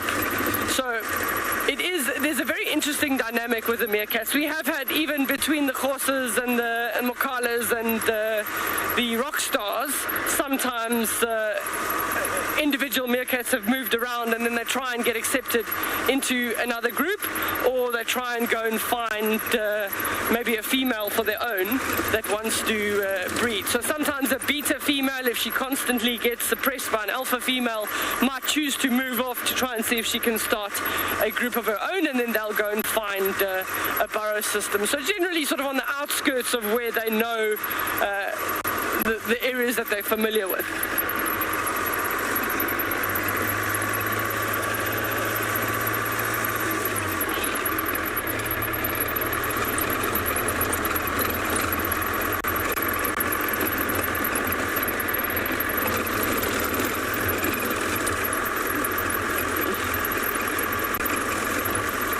but we're busy driving now in a dune street. So if you go up and over the dunes, the area in the middle is known as the dune street. So we're driving down that dune street. We're heading in a southerly direction, and as soon as we get an opportunity to head east, we'll head east, and then we'll start heading towards the burrows. There's some more Springbok on the right. I'll just try and see if we can get a better view of them. Hopefully they don't run away. We're going to send you across to Lauren while we continue to make our way to the meerkats.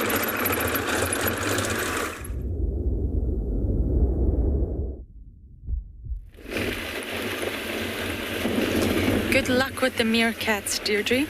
I didn't have any luck at the hyena time. I mean, it is later in the morning. I really didn't entirely expect them to be there, but at least we had a lovely moment with them this morning, and what I'm hoping is... sorry, I'm just making a decision.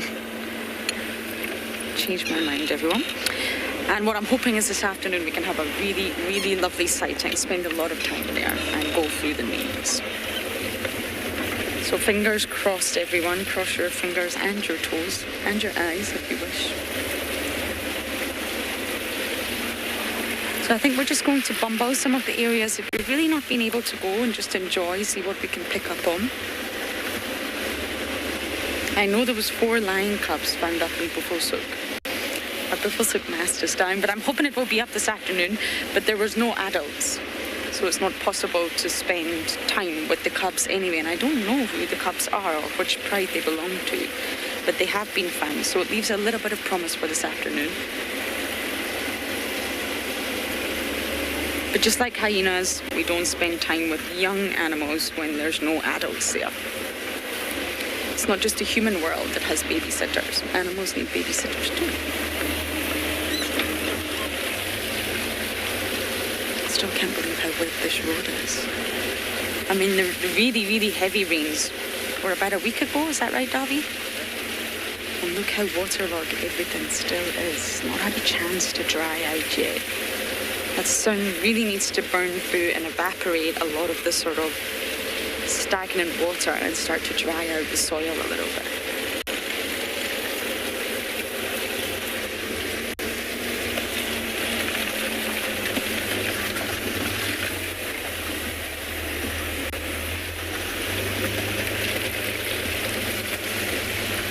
Matthew, there's really no amount of times. So it's very similar across the board. Most, well, predators at least, will stash their offspring, stash their cubs, stash their pups, their youngsters in a sort of natal area. Now we call it a den. A den isn't necessarily a termite mound. It could be a burrow.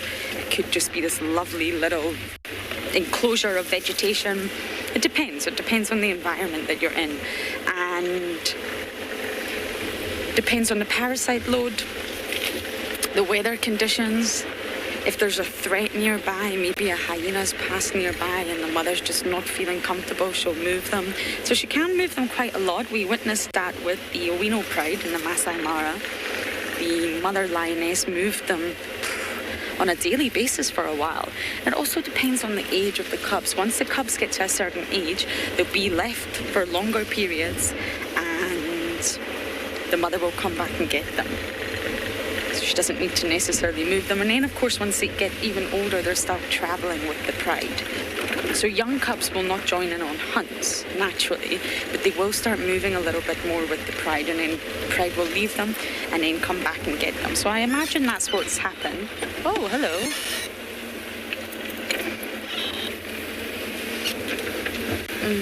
How's that, Davy? We have a buffalo. I believe we have many. I can see some bodies moving in the background there. At least we have one of the big 5. We've actually been very lucky lately with buffalo on the property. I'm surprised we haven't had a buffalo killed by lions in quite some time.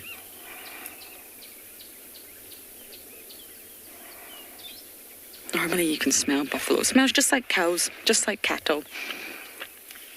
Like you're driving past a farm.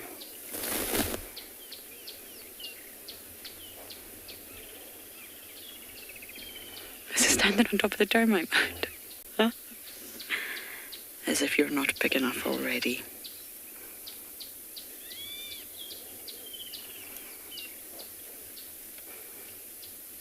Oh yes, this is definitely a herd. I wonder how large it is.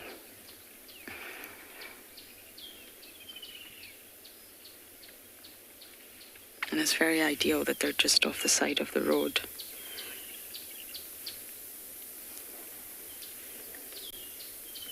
Off-roading right now, Davi and I were just discussing, would be, it actually terrifies me to think about it. We've all had our little accidents off-roading. Wendy is in hospital right now, I'm sure many of you have realised. Rusty's still going strong, but all of the cars have had their little hiccups. Maybe a little bit larger hiccups when off-roading. I know that Steve got stuck recently and I took a door off without even realising it when following Tingana. So, you know, there's definitely moments. Now, going back to earlier when I said Treehouse Dam is a very good dam for clean water, buffalo are extremely water dependent, so you'll never find them too far away from water. They drink daily, and they have to help their digestion. Eating plants is not easy. Cellulose is not easy to break down. They're, of course, equipped. They're ruminants. They've got that specialised stomach pouch, or 4 pouches, to assist with the digestion. But overall, even elephants, they have a different digestive process, but they still need a lot of water to assist with that. And it's said that an adult buffalo can drink up to about 35 litres in a few minutes. So what that means is if for the movements of a herd will change dramatically from summer to winter. From winter, they're going to be very restricted. I think you have something sticking out of your teeth. Oh, yeah, that's it. Yeah, it's gone now. Good job. But during summer, yes, buffalo will drink out of puddles. The vegetation's also wet, so they're getting a lot of moisture from the vegetation, but not enough. They will still need a bigger water body for the entire herd to drink. Whereas if you're a leopard and you're solitary and you're obviously maybe avoiding big water holes, puddles are perfect. Little pans are perfect. But for a large herd of buffalo, they're still going to need to go to the larger water holes.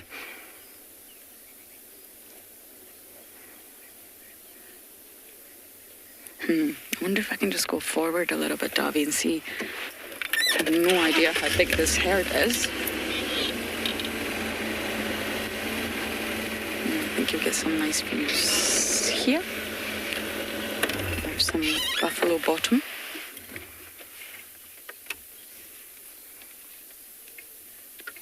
Now, the reason rumination as a digestive process evolved, it is to break down cellulose.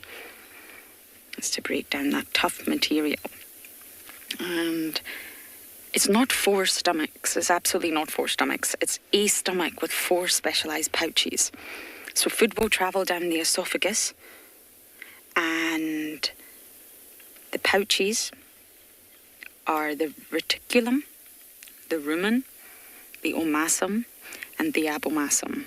That's 4 names of the pouches, and they all have different functions. And then, of course, once the last pouch is the abomasum, once it's finished, once the food inside or the digested material is finished in that last pouch, then it's going to travel into the small intestine. Just like us, food also travels down our esophagus, and then obviously it travels out of the stomach into the small intestine. So it's the same biological anatomy, it's just the stomach itself is highly specialised with those 4 pouches that I just named. And this is just to break down that plant material. You cannot be a huge buffalo or a huge herbivore without breaking down that plant material and being able to extract everything you need from it. Ruminants don't just really eat grass. What's happening is that ruminants are eating bacteria, which is on the grass, and that's fermenting in the stomach. And it's that fermentation process that the ruminants really require in order to break down their food. They need protein. They're definitely getting protein from their diet, from the grass, and I'll explain in just a moment how they're doing that.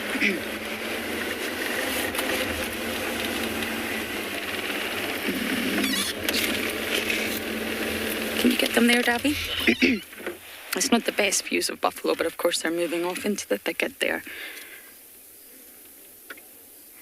So it's the bacteria itself, not the grass, it's the bacteria that's actually breaking down the cellulose that's in the grass. Humans can't break down cellulose. And what's happening is the bacteria is breaking it down and then converting it into a plethora of amino acids. And there you go. Amino acids are your building blocks for protein, and that's exactly why they're so big and strong. People think, oh, a buffalo or a herbivore is not getting any protein into their diet. That's wrong. They are. Of course they are. Look at the size of them. But it's just happening in a slightly different way. There's one traveling here again, Dolly. So once you've got amino acids, that's your building blocks, and your body, the actual body of the herbivore, can synthesize protein from the building blocks of all the different amino acids that has been broken down by the bacteria, which they're eating from the grass. I hope that made sense.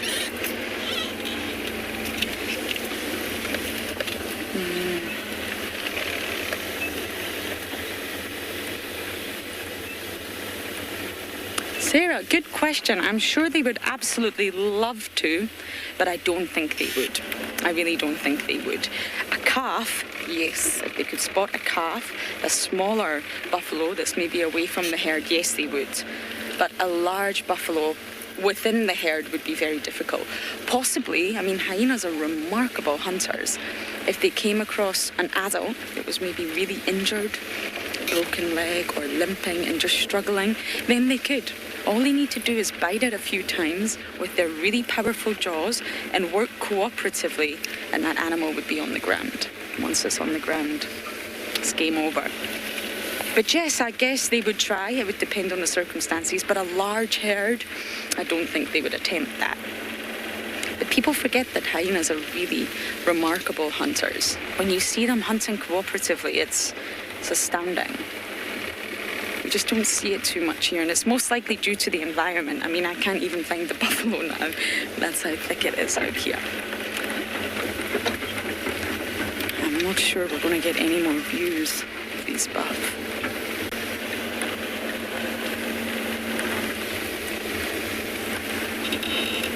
We probably drive past leopards on the daily, I'm going to be completely honest with you. I mean, it's so thick. Unless there's tracks which tell you, you know, the animal's gone off, there's absolutely no way you would be able to spot what you're looking, well, spot the spots. But yes, Sarah, good question. If an opportunity presented itself, they absolutely would. Okay, I'm going to scratch around this area, see what else we can find, but for now, we are going to send you across to Steve.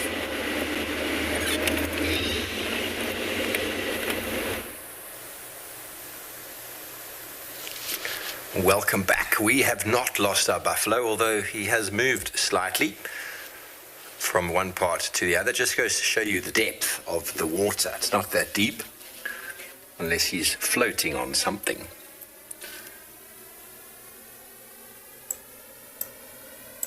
He's a marvellous fellow. So what does everybody think? Do you all agree with me about that wound? You can see how he turns his head.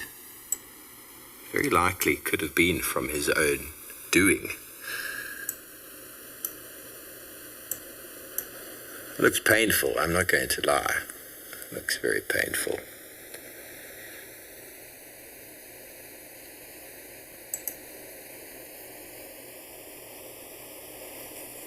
Doesn't seem to be affecting him too greatly though.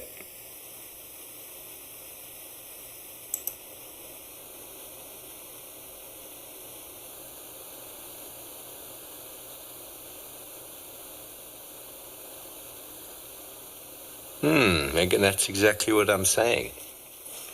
It looks exactly like the angle. You can even see that the bruising is on the right side of that wound, the direction that the the horn would have gone in, would have come from obviously the horn side, would have penetrated into the skin. You can see the discoloration, and the injury itself is sort of inside towards the lower part of his body. If that makes any sense.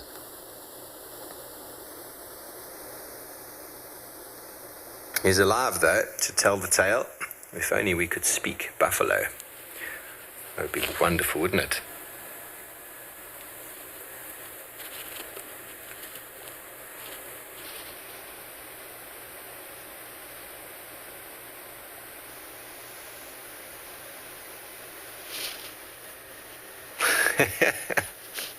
Jerome, it probably does get wrinkly under the fur there. You just can't see it. I mean, when you get wrinkly if you're in the bath for too long, can you see it on the top of your head? It's not easy to see. I have no doubt if the wrinkling happens. Yeah, that's a very good question. It's probably going to soften him up nicely. An old fella like this is really tough and leathery. And he's probably been chased many times, everybody. He just knows he can't get a moment's rest unless he goes and puts himself out of harm's way in, not the edge, but in the middle of the dam. Since he's been here this morning, I haven't seen a hippo.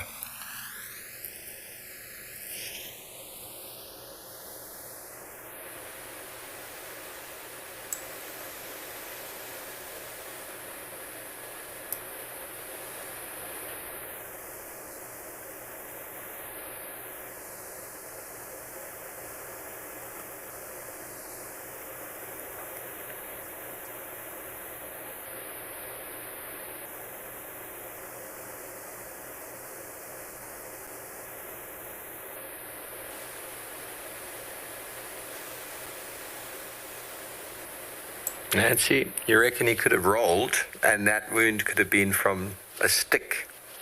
It's possible, I suppose. I mean, without seeing it, we wouldn't know. Turn your head. Look at that. Oh, look at that. Perfect. Thank you for doing that. Okay, I think that shows exactly the distance from his horn to his shoulder. A solid muscle.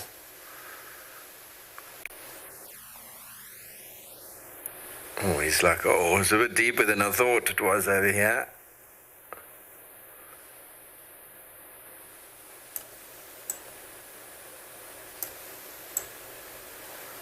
I don't think he'll sink, everybody. He's going to come out somewhere. He's gone, everybody, he's drowned. There we go, that is the end of our buffalo today. I'm only joking, I'm sure he's fine. He's just decided to put himself out of the public eye for a moment. Here he comes. Sure, he made it. I had no doubt, everybody, I had no doubt he was going to make it. That was tense, Jared, sure. Were you holding your breath too? No, they are good swimmers, everybody. Most animals are very good swimmers. I mean, even lions and all sorts of cats or monkeys, baboons, you throw them in the water or they have to cross water, they can do it. They can do.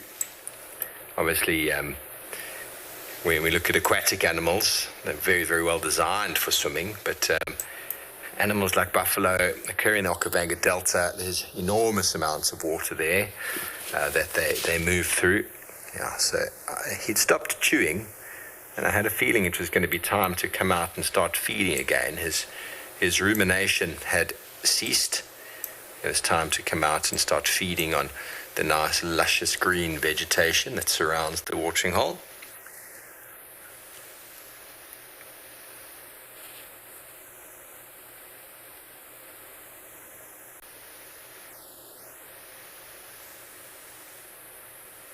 And he uses his tongue and the top of his mouth. The palate, it's got no teeth in the front of mouth.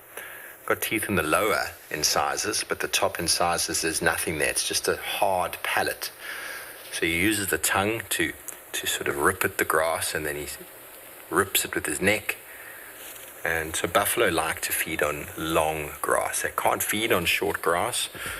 They like long green vegetation, and they do very well in the very rainy seasons. And they help to open up and facilitate the grazing for other animals. Something similar to what zebra do. Zebra also chop the grass down, but they've got incisors on both the top and bottom, so they're actually able to chop it down. Whereas the buffalo, I just love that, don't you? That look of the buffalo with the grass sticking out the side of his mouth. Now, when you look in a grass book, everybody, if you've ever happened to get hold of a Southern African grass book, Grasses of Southern Africa, a really nice book, they show you the digestibility of grasses, but with a picture of a cow, or it might be a buffalo, with a grass stalk sticking out of its mouth. And depending on how the cow's mouth or bull's mouth or face looks, it indicates the happiness of the cow, which indicates whether it's a tasty grass or not. And it really is a wonderful image of a cow with the grass sticking out the mouth, with a smile, and the grass going up, or a little bit of a frown and the grass going down, to show sweet versus sour felt. There's definitely a lot of sweet grasses around here. They do like long green vegetation. That one touching his body there is in fact the finger grass. Tato, yes, it's possible they would eat aquatic plants. Quite a few sedges. Oh, I've got to catch up with him now. He's moving so quickly. I'm going as fast as I can at the moment without losing too much of the controls.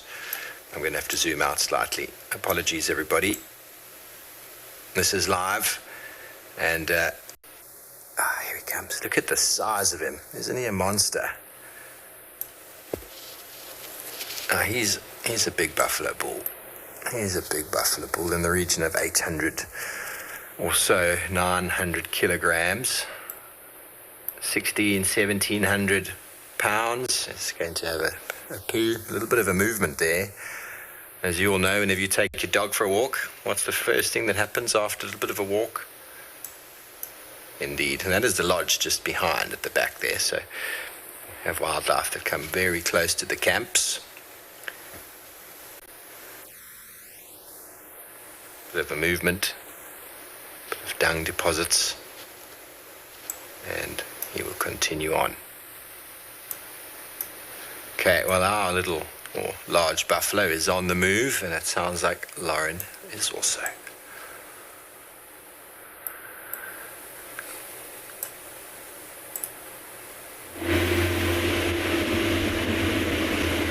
Now we're heading to one of the pans that we don't get to show you too often on Simbambili, called One-Eyed Pan. I do not know why it's called One-Eyed Pan. In fact, I really don't know. But we're going to head there and show you exactly how full it is. Where we're hoping to head there is a little bit further away than I anticipated. But it's full to the brim.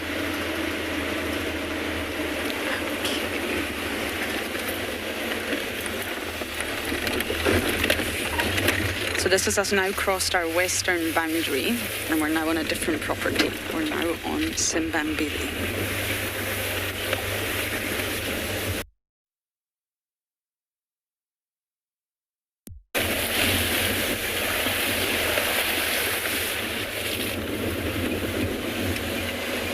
It's very lush, very thick here.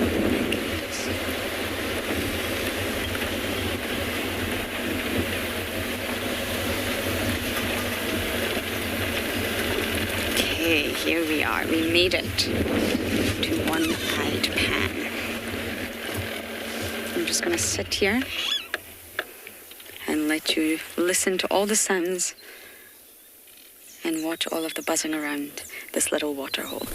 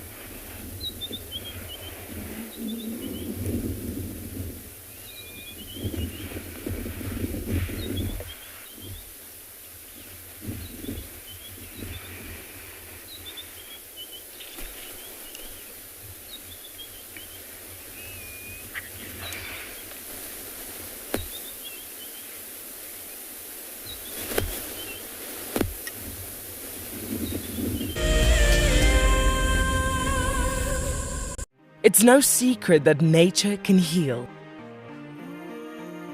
Some of our WildEarth viewers are finding solace in the outdoors close to their homes during lockdown. This is how I keep myself busy during lockdown. Beautiful little jumping spot. I love walking in the open spaces near my home. Provides a moment of peace in a crazy world. This is my fire escape with some of the birds I get to see. That's what it's like in New York City during lockdown. Being in nature helps me to cope with the challenges of life and helps me to be humble and grateful. It's magical watching everything turn into a winter wonderland as the snow softly falls. Been doing lots of walking, dog walking, outside at parks. This is my Ridgeback Drake. Our little slice of paradise is a provincial park called Hopewell Ross. Connecting with nature is critical to stay positive during these tough times. WildEarth encourages you all to find time to escape to nature. So in 1998, we had this idea to go and put a live web camera on a waterhole somewhere in the Sabi sands next to the Kruger National Park. And I approached just about every single landowner and everybody thought I was completely crazy until I met Yuri and Pippa Moorman. We thought it was definitely a fun idea and a worthwhile thing to experiment. And it immediately became a runaway success. And it gave people all around the world the opportunity to watch a little piece of Africa day and night. Back in 1998, it was the very early stages of the internet. And all we were able to do was to get a 30-second refreshing JPEG out of that camera. But over time, what we began to do is focus more and more on trying to develop this concept of giving people the opportunity to go on safari. Even though we live just 500 meters up this hill, we still put the camera on to see what's happening. Absolutely, we watch it ourselves. My name is Taylor McCurdy and I work for Eco Training. I love hearing from all of the viewers. However, I particularly enjoy those of you who have been watching for a few years. Your questions are just so advanced and they really get me thinking. If you'd like to ask a question on WildEarth, you need to register on our website. Once you've done that, head to the Live Safari page and submit your questions below the live.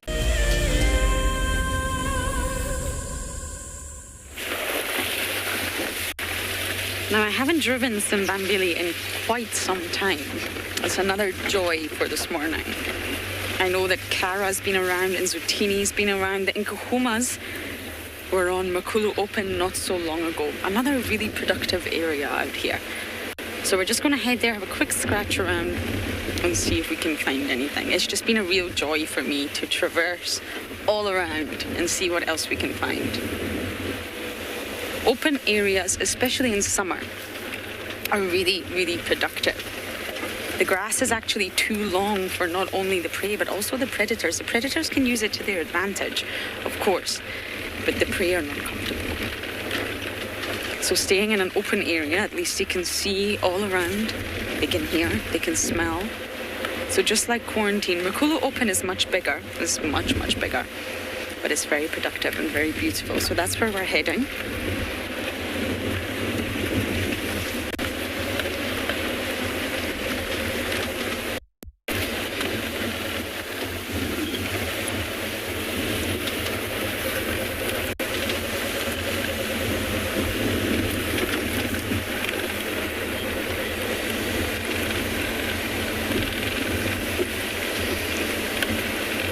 Nikki, I'm not entirely sure what you mean.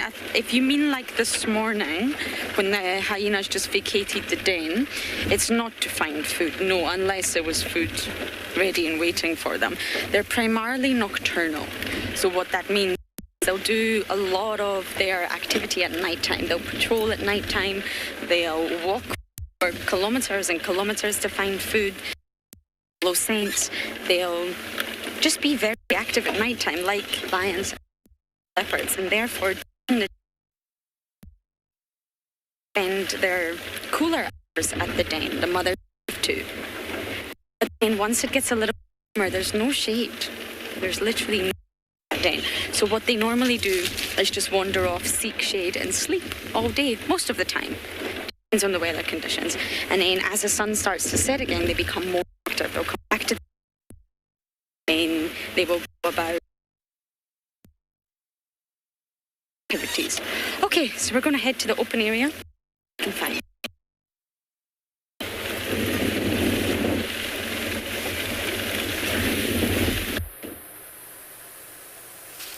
Good luck, Lauren. We've managed to track down, should I say, they arrived all on their own, this little family group of Kudu.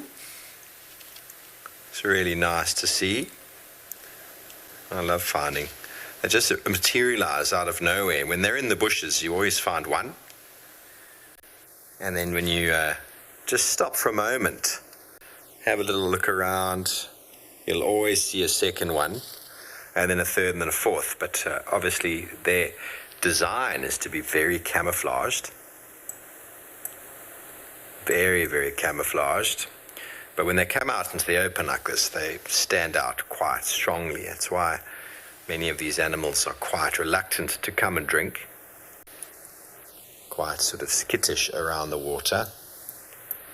But you see, they've chosen the exact same place to come and drink that the buffalo was hanging out at. They feel that's the safest spot.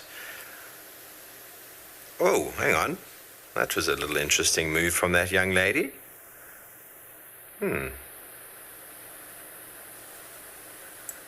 What I love about their lips, everybody, talk about it quite often, is the fact that it looks like they've been drinking a milkshake.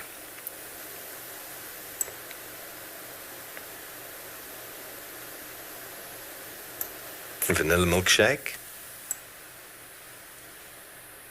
Now that on the lips and those stripes on the body, all designed to break up their three-dimensional characteristics, that fur along the back of the neck, all the way down the body. Really, really, might not notice it now when they're in the open, but when they go into thick bush, the stripes on the face, spots on the face, enable them to just vanish. And we're going to see it now as one after the other they disappear behind this bush. So, you know, they're quite reluctant to drink, and if anything spooks them, and it's quite windy, you can see by the vegetation, they'll move off and go and hang out in the vegetation again until they feel quite comfortable to come and drink. So that's what they've done again. Bearing in mind they're also afraid of crocodiles. But movements in the long grass, lions could be around, there could be a leopard around, we don't know. These fellows are very good at discerning those things.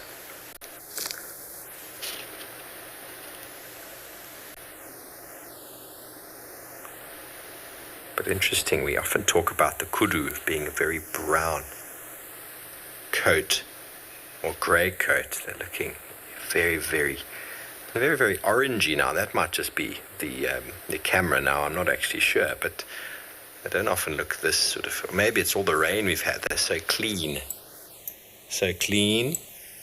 and there is the kudu feeding height.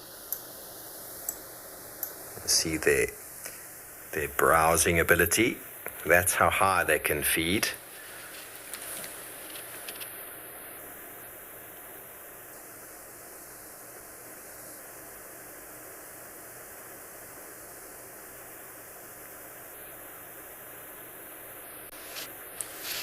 Bernie, no, they don't have a specific time, like the Ngala and the zebra. Kudu are not seasonal, although there will be a peak for those three species in the summer months, but they can breed any time of year. They don't have a mass lambing like you find with the Impala, where they all breed together. A male will find a harem of females or a group of females like this and mate with them when they're ready, and they can breed at any time, but you will often find them breeding at a similar sort of time and favouring more summertime, summer months. But they can breed at any time. Waterbuck are more specifically in the summer when they hide their youngsters. Impala, we know, November time. Wildebeest, December time. Buffalo invariably peak in the summer months because of the vegetation. But kudu and Ngala, they don't have a specific season, but just like elephants, who are also seasonal, they do have a peak. Oh no, I've lost the damn cam. Looks like I've lost my feed. Hopefully it will come back in a moment. If you can all still see it, I can't. If anything transpires. Okay.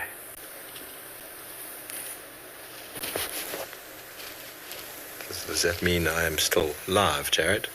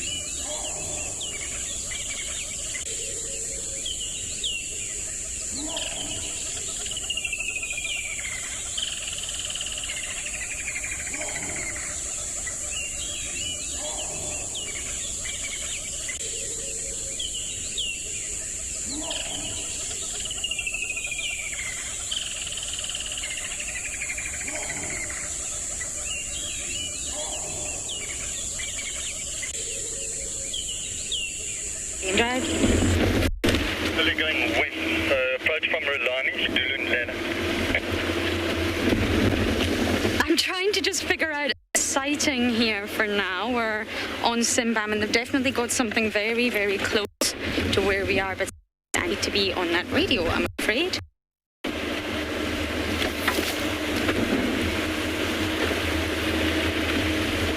Let's just get to Makulu Open.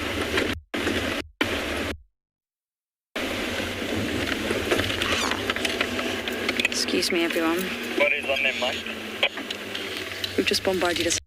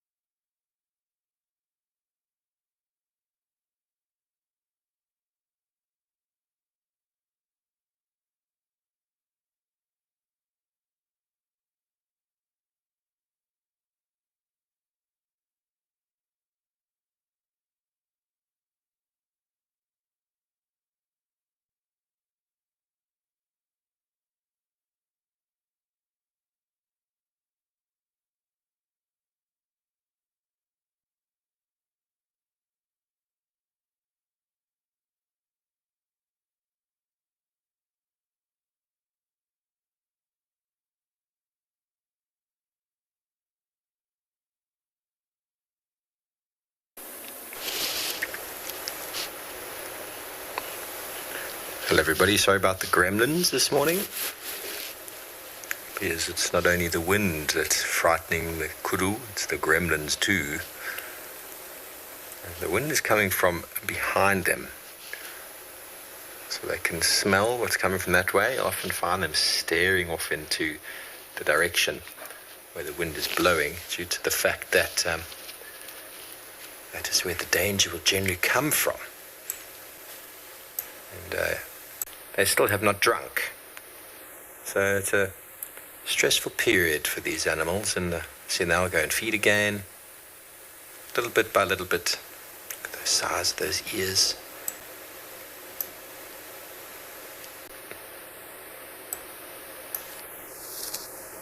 And just like that, they will disappear once again behind the bush.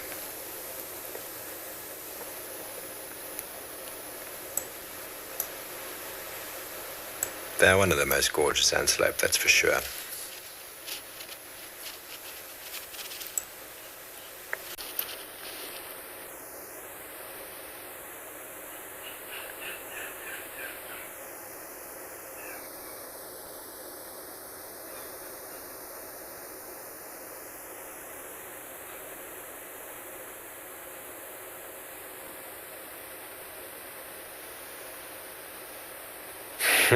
Well, the dam cam is very unobtrusive, everybody. They don't see the dam cam.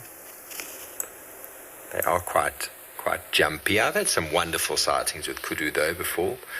But you've got to just give them lots of space. They don't like to be seen. That is their whole strategy, to be unobserved. So if you watch kudu from the side of your eye, they'll just stand there and stare at you.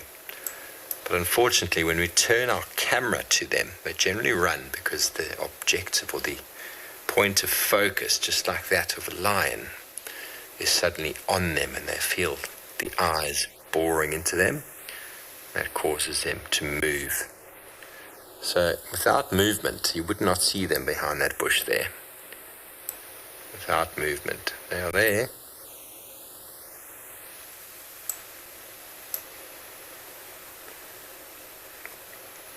They just break up, because you see when you look through the bush, you see there's light patches and dark patches. That's what a kudu looks like.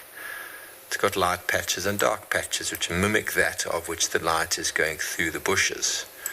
So when they stand in dense vegetation, they're invisible.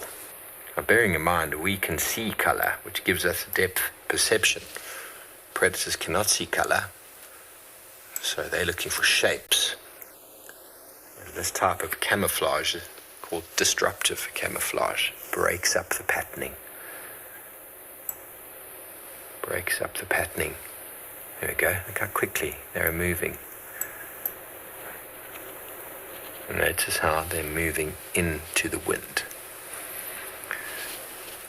For predatory purposes, as well as the potential of the plants to communicate with each other from a pheromonal point of view, an attack point of view,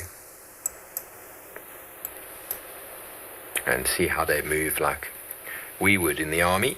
There's always a point man. One kudu's going to come running from the left soon. It was left behind. Probably found a nice tasty bush.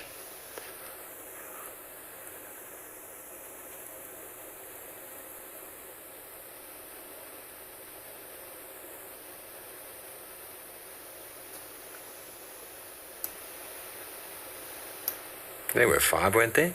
I'm sure there were 5.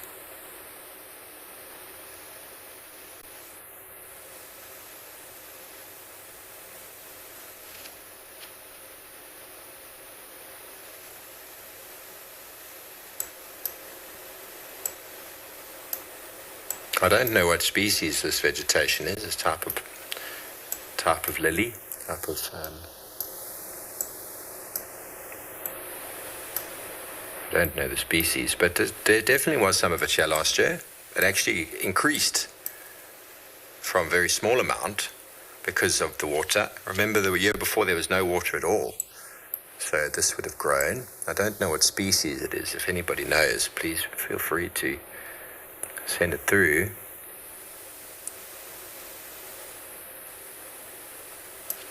Definitely was there last year, but it wasn't there the year before because there was nothing. There was no water. So these aquatic plants, very quick to emerge and re-emerge.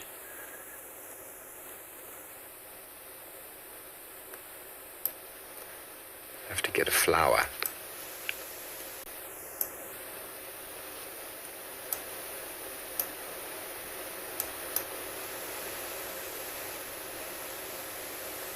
It's a perfect kind of vegetation for our aquatic birds, the moorhens, the jacanas, crakes.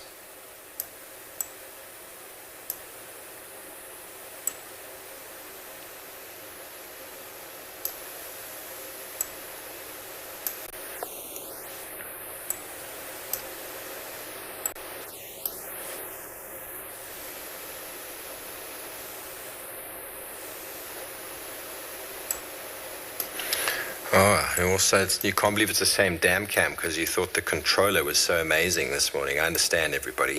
I'm only joking. The water is high, but this is what happens when it's full. I don't think it got full last year, but only once, and then it overflowed. I can only get full to a point, and then it overflows. So it definitely was this full last year, everybody. It just looks different because there's a little bit more vegetation around the edges. Our blacksmith lapwing is quite happy with the emergence. And see if we can see his self-portrait on his back. When he turns around, you'll see that there's a self-portrait of a blacksmith lapwing on his back. Come on, turn around. There we go. Self-portrait. Facing to the left. He's got a tattoo of himself on his back. A silhouette. That's quite funny.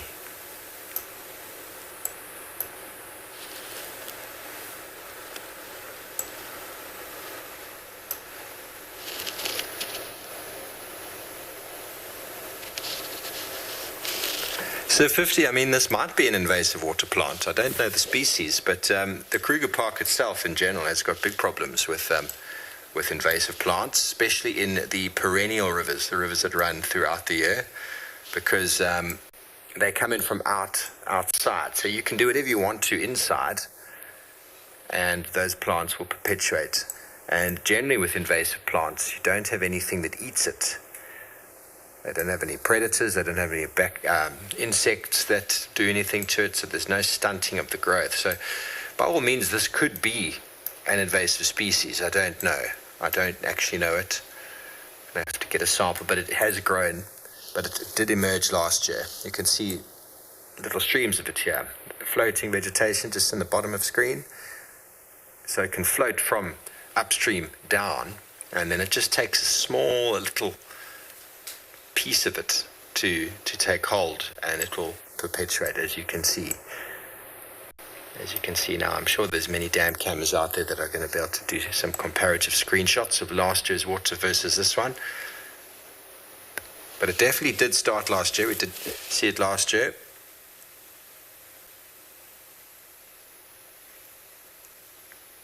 You can see there in the middle there's another piece sort of hanging there, and the wind blows it across.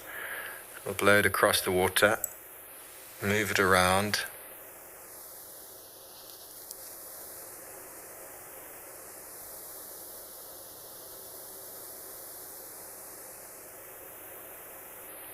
Hippos transfer it as well, everybody, in the Mara. I had quite a few moments where I showed where hippos had actually physically picked up some of the pond sort of plants, the lilies and the aquatic vegetation on their backs, and had walked. Ooh, we've got our fellow again, and had walked out into other watering points, and that would be another distribution mechanism. Oh, our hippos are there, bottom left. I thought they were gone. They've been hiding.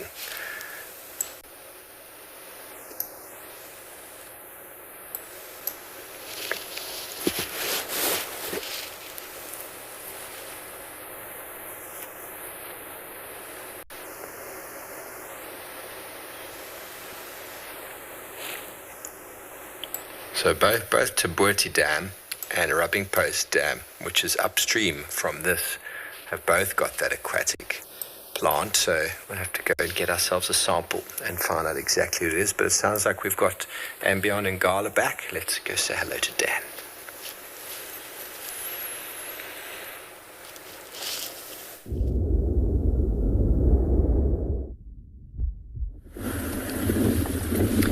Welcome back, everybody. So once again, we've still been fighting with signal this morning, and I apologize for that. Sounds like you've been seeing some interesting things around the watering hole. We kind of left those lions. It looks like there's a herd of Impala up ahead of us. Left those lions kind of lying in the long grass. There actually was a Ross male with them as well, lying at the back. Great to see them back, or at least one of them back. I wonder where his brother is. I wonder where they've been is maybe a more interesting question. I wonder if they've come from the west, hanging around that side, or if they've come from the east in the Kruger Park, where the rest of the pride has kind of been seen in the past week or so. Seeing a few self-drive Kruger vehicles, spotting them around open camp. There's a small little group of female impalas on our right-hand side over here. Just taking it easy. There's quite a large herd of them up ahead as well. Let's just stick with these females for now, all huddled right together. They're just watching us quite closely, in fact. They all look like they're similar ages. No lambs either. I don't see a lamb here. Maybe the lambs are around, maybe lying down in the long grass. Look how they even have to jump to get over maybe some hidden logs or sticks. Look how nervous they are. So the wind is picking up, and there might be some weather that's coming through. There's a European roller at the top of this little bush here. You'll see, particularly impalas and these herbivores, they can often get incredibly nervous when the wind starts to pick up, particularly if it's like all over the show, if it's coming from all kinds of different directions and squalling, as it's called. The reason they get so nervous is because this wind can dull their sense of hearing and their sense of smell as well, as nowhere near as accurate because it's coming from all sorts of different directions. So they're relying almost solely on their sense of sight. And over here, now that the impalas have moved off, there's a beautiful European roller just sitting on the top of a tree, looking around for some insects that might be flying around. Looking quite comfortable and content, in fact. Is it almost preparing for some rain? Beautiful colors, huh? Just watching around. There are a few more. Let's see if we can't get to the rest of that herd of Impala up ahead there. But yeah, I mean, while driving around trying to see what else we could find, particularly trying to work out where that Ross male came from, that's what I was super interested in. I was wondering if he was coming from the west or the east. There were tracks of some female lions coming from the west. I'm sure those are the ones that have kind of joined up with the rest of the pride. And we heard some baboons alarm calling. I wonder if it was at a leopard or a lion. So I was just looking at some tracks there, just Impala tracks. And very likely a lion or a leopard or a predator of sorts. It was just in an inaccessible area, unfortunately.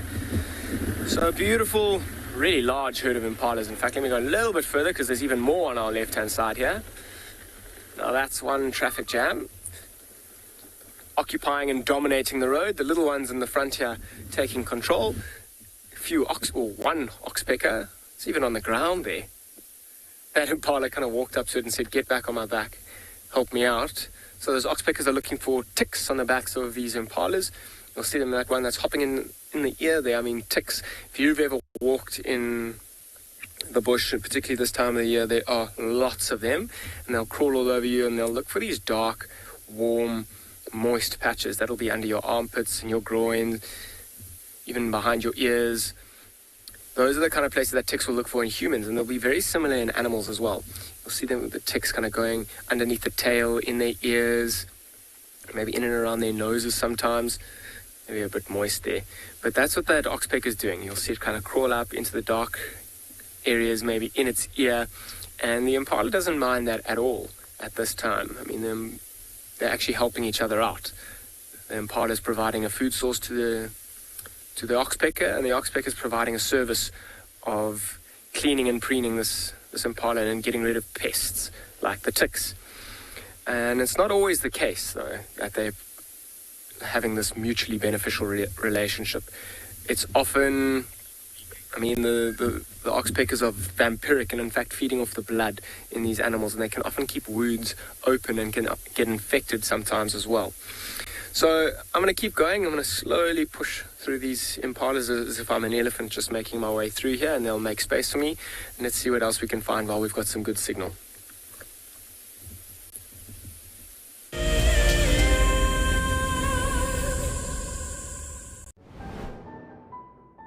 It is fantastic seeing you all again. Those who haven't met me, my name is Dylan, in what is undoubtedly a very, very, very green Kalahari from what we were looking at a couple of months ago. We will be doing our very first fireside chat for WildEarth. So if you can join us on the 13th at about 7:30 after game drive, it would be an absolute pleasure. We'll see you there. Sign up to become an explorer and join them by the fire straight after the sunset safari. The reason why we see that wildebeest by himself is because he's a male, or a bull, as we typically would call him. And what he does is that he marks and defends an area. Essentially, he is looking for the ultimate piece of land or prime property. Needs to have good grazing, needs to have a water source close by. And not too far away from here, there's a sickle bush thicket that would provide just enough shelter from the wind and the rain. My name is Lauren, and I'm currently working in Djuma Private Game Reserve here in South Africa. I love answering your questions during the live safaris. It's my favorite part. It feels like you're on the vehicle with me, and I'm able to teach you exactly what you want to know. If you want to ask a question on WildEarth, then you need to register on our website. Once registered, you must go to the live safari page and ask your question below the live feed. Okay, there's another big male coming in from our left here. Another big male, look at this. This is the one. Now you're going to see sparks fly, guys.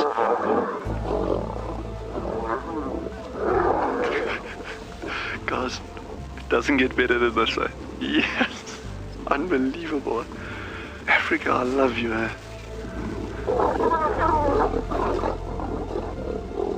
Expect the unexpected here on WildEarth daily. My name is Moritz, and I come to you live every day from Tswalu Kalahari here in South Africa. My favorite thing is probably the predators. And as you can see, we're looking at some of them right now. These are the kings of the Kalahari. Spending time with the cats, it's just a privilege. And I love their behavior. You know, the more that you look at them, just the power and the sheer beauty and elegance of them. Catch up with the guides daily here on WildEarth.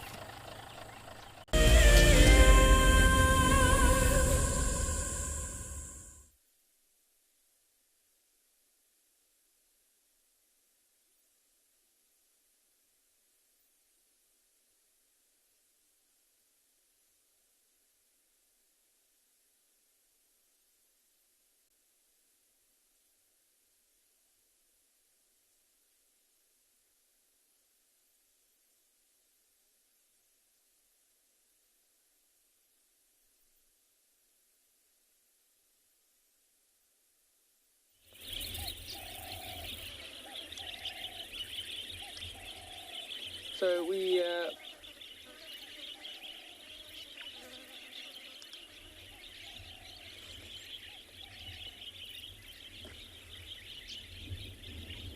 it's just nice to see the little meerkat.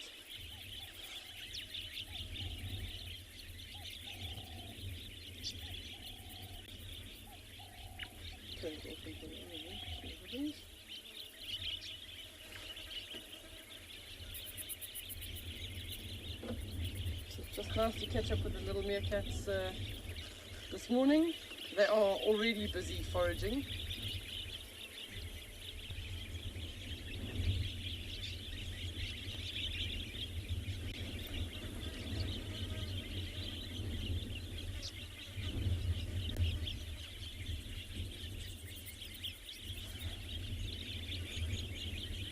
He's got a good bug there. He's eating an armoured ground cricket. Oh, there he goes. Probably going to have to move the vehicle forward a little bit.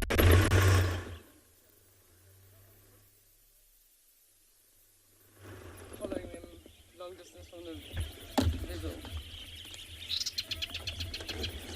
Copy that.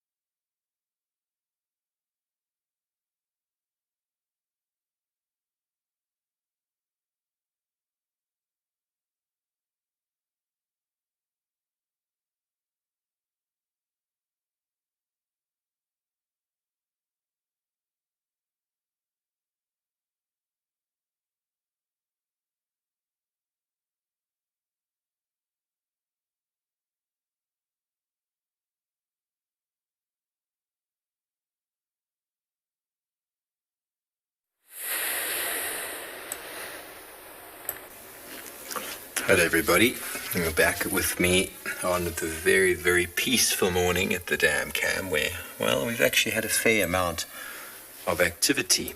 And I've just been sent a video that I haven't yet gotten to, but it's very possible that the video recorded off of this dam cam is of an otter. So we've had questions lately, are there otters around Djuma? And I've been sent via one of the Zoomies to the lodge manager, Michelle. He's asked me to have a look, so I'm going to have a look and see if there is an otter hanging around. How exciting would that be? Many of you have asked, are there otters around? And I haven't seen one here before, but there's always the possibility. Well, everybody, we do thank you very much for your time and for your patience this morning. We hope to see you again this afternoon, same time, same place. Have the most wonderful day further. We'll be seeing you again in the afternoon sunset safari. Until then, have a blessed day, good day, and goodbye.